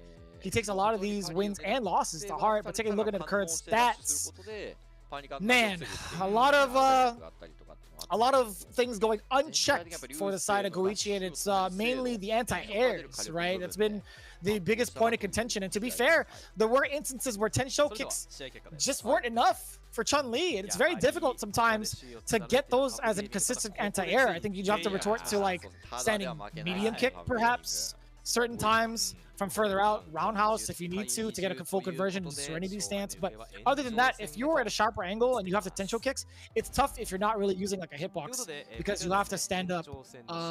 You have to stand up at least once to get it for like the down motion, right? So you are susceptible for like a split second, and that makes it hard because JP, he's got that Tetris block of a normal, right? The jumping roundhouse can be so difficult to anti-air consistently. So I get that. I totally get that being an option to, you know, not consistently anti-air, but it's the departures. Right. It's the departures that make it so difficult. It's the departure. The snap, the flick of the wrist, and that's it. Now, we're the first to death. One game is all you get. So, of course, you know what I'm going to say. Sit up Ryusei. He got that W. He's in the hot seat. He's already heated up. Hands are ready and steady. He's been putting people in the blender. And his defense against Drive Rush has been pretty fantastic. Though if you're Cyclops, I feel like you might have to send up Dogura. I agree. I think Dogura to secure your points would be great. But, I mean, considering the current state of affairs in terms of the leaderboard, I don't mind sending Goichi back up again to run it back, to get his like self-esteem going, and also to get the practice. He has to get the practice. You can see it start. Man, this is the most serious I've seen Goichi in a long time. And I don't mean like serious. Wait, no, I was gonna say, wait. I thought they were gonna do surprise guest Tokido. Okay. Yeah, even Tokido was like, hey, that was pretty good. Even Goichi, it took the seriousness away from his face. It was pretty funny. Yeah. That was funny. But yeah, I agree. Like, definitely Goichi now locked in. He's like, run it back, bro. No, I ain't going out like that. Run it back. I know what to do. He's looked at his notes in the past 2 minutes. He said, and honestly, this could be a good idea. There's sometimes where you're just like, I know what I need to do if you give me one more chance. And God willing, it's here. And that first to one, but I think this might be difficult though. I think in the first to one, you know, for a character like Chun-Li and someone like Goichi, will that be, you know, without having that time to maybe like wind up again, will that benefit him? I feel like he's not really the most aggressive player, so him going up kind of difficult. I think JP plays better against aggressive characters, considering his normals and the length of his normals and his current kit, right? He has the amnesia, he has fireballs to stop all of that. He can get out of the corner if he wants to with departure, or he could like get out of a situation where he's about to get cornered with departure. Either way, right? So I think JP's kit is fully prepared for anybody who's trying to go bozo mode. We'll see if that happens. I mean, first one kind of changes a little bit on your play style. You know, you only need one game. So sometimes we've seen people overwhelm each other. We've seen people, you know, have like bursts of aggression. What are you saying right now? 頑張ってください。頑張ってください。ありがとうございます。そして対するサイクロプスアスリートゲーミング大阪5位選手リベンジがかかります。意気込みお願いします。はい、さっきはちょっと不甲斐ない試合してしまって、流星選手もかなり強かったんですけれども、早速リベンジできるということで、絶対に勝ちたいと思います。頑張ります。頑張ってください。頑張ってください。 He's definitely looking out for the revenge match. Yeah.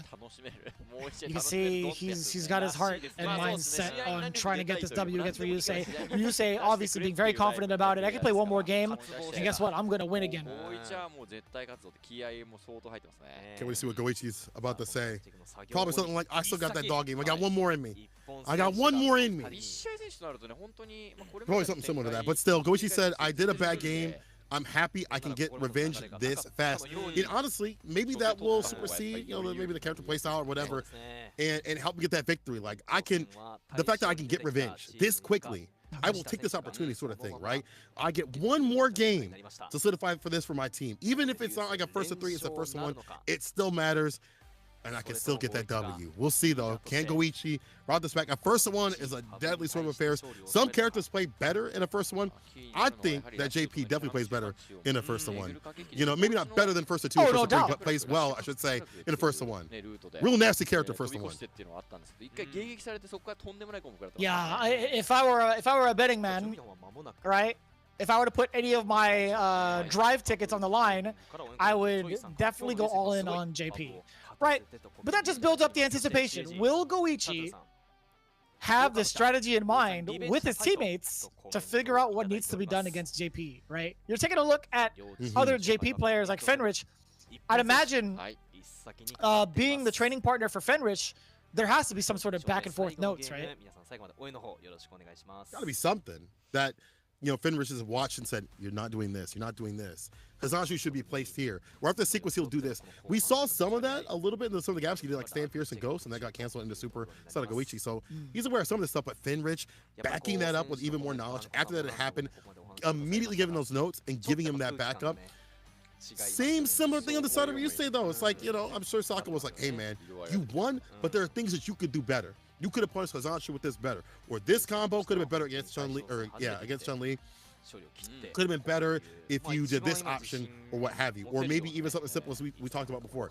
Jump more. The jump ins were landing. He was not anti-airing. Yeah. Actually, yo, going to that, Goichi, I better see some anti-airs, my guy. She gets so much damage, but again, as you put it, it's hard. But there is reward. You get a punch, counter, stand, heavy kick, or medium kick. You lead in the corner carry to damage, to Oki, to making him guess, even though he has OD amnesia. Sometimes for his life, you have safe stuff set up, some things like that. We'll see. He's gonna make it a wrap.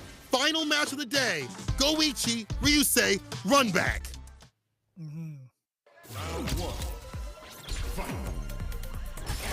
Enough talk into the gameplay. Damn, already? Okay. OD Fireball to start things off. Goichi is pissed. He is upset. He's spaghetti. And I'm not talking about the entree. Oh boy, he's going in. He's going in, St. Cola. Brother, the beast is feasting right now. He's even going to attempt the anti right there. Very sharp angle for that jump light kick. Drive rush, throw, punish, counter as well. Eliminated with that same heavy kick. Look at this, killing the drive gate. But there's a, no, I thought it was going to hit. Too far out. The ghost actually hits instead. Oh.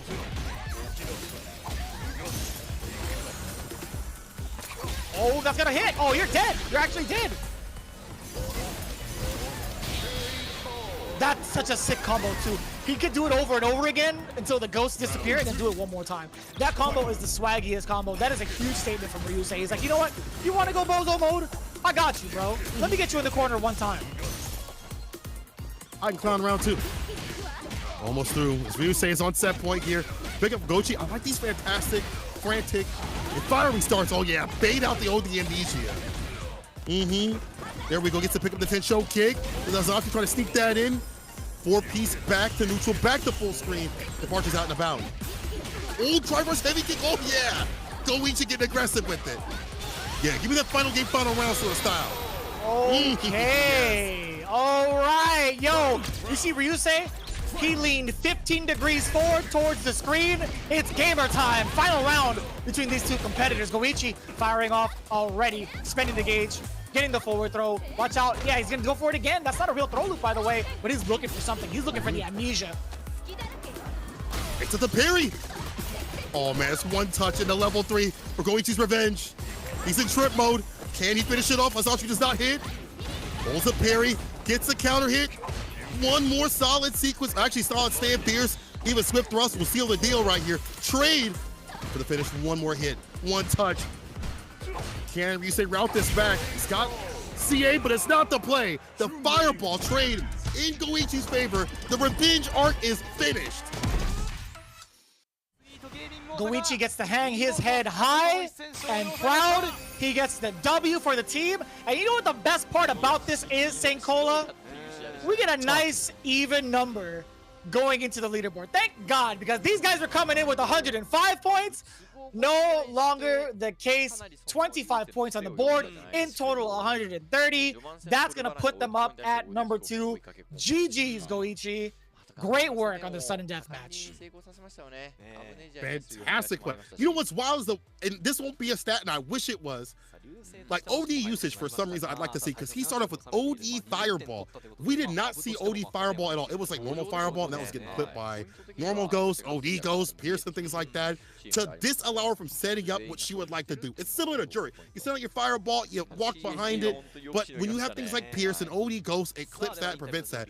OD Fireball from Chun-Li is like a laser beam, and on point was Goichi to start things off really well. Ryusei routed it back in the second round, but it was that third round with Drive Rush. We saw continuously cutting through the Ghost and heavy kick, or just started the party off in the correct way in the round start, just in general. Goichi, more Drive Rush, more activity, more aggression, and it was not stopped by Ryusei at all. Calling out OD Amnesia too as well was fantastic. My man he's on a mission to get revenge. Forest Village. The village of Osaka. Yeah, you gotta be feeling it too with Goichi. Like, he was so, man, if you legit looked at him, right, over the course of history, right, Goichi has been a very jolly guy. He's had a really, really cool and calm demeanor. When he plays games and he gets bodied, he kind of like smiles like, oh, that's cool. This was the first time I've really seen him like genuinely stuck and also genuinely upset. Like, I've never seen him have his head down like that since like years ago at an EVO Grand Final sort of thing. But even then, actually, no, not even in Grand Final, but like in pool play, I have never really seen Goichi this upset ever. So that's got to be like so relieving for the team as well, because now they get to have a pretty much good weekend with like a positive mindset going into how they're supposed to practice this matchup overall, right? Even though we lost the set, having the sudden death match is still points on the board for the team, right?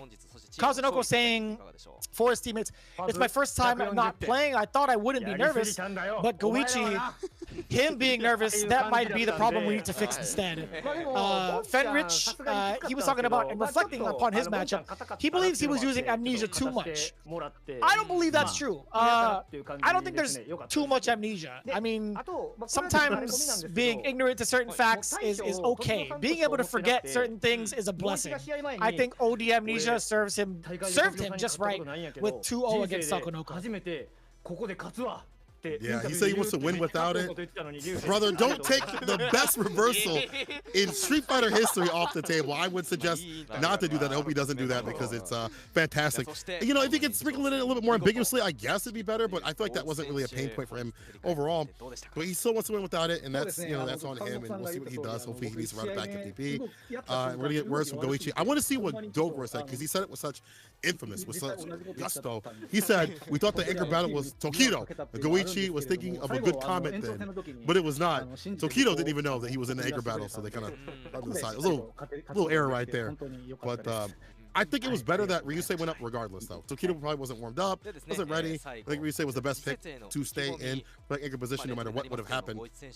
Or, I'm sorry, the final position too as well. But it wasn't the case this time. So embarrassing, says Dogura. That's funny. Yeah, I mean, taking a look at the current leaderboards too in regards to the player ranking, Tokido is definitely up there with the top point earners, and also having one of the better fighting game records in, or I guess win rate records. What am I saying? Win rate records in the league, right? 4 out of 4. He's 100%, and he's got 50 points to his name. So I don't really see them sending up Tokido anytime soon unless they really need him for certain matchups. But again, it's week 7. We still have plenty more weeks to go through. We just finished off the halfway point, and we still have about like 5 more weeks to go. So I think we might end up seeing Tokido in the at least maybe next week or the week after that.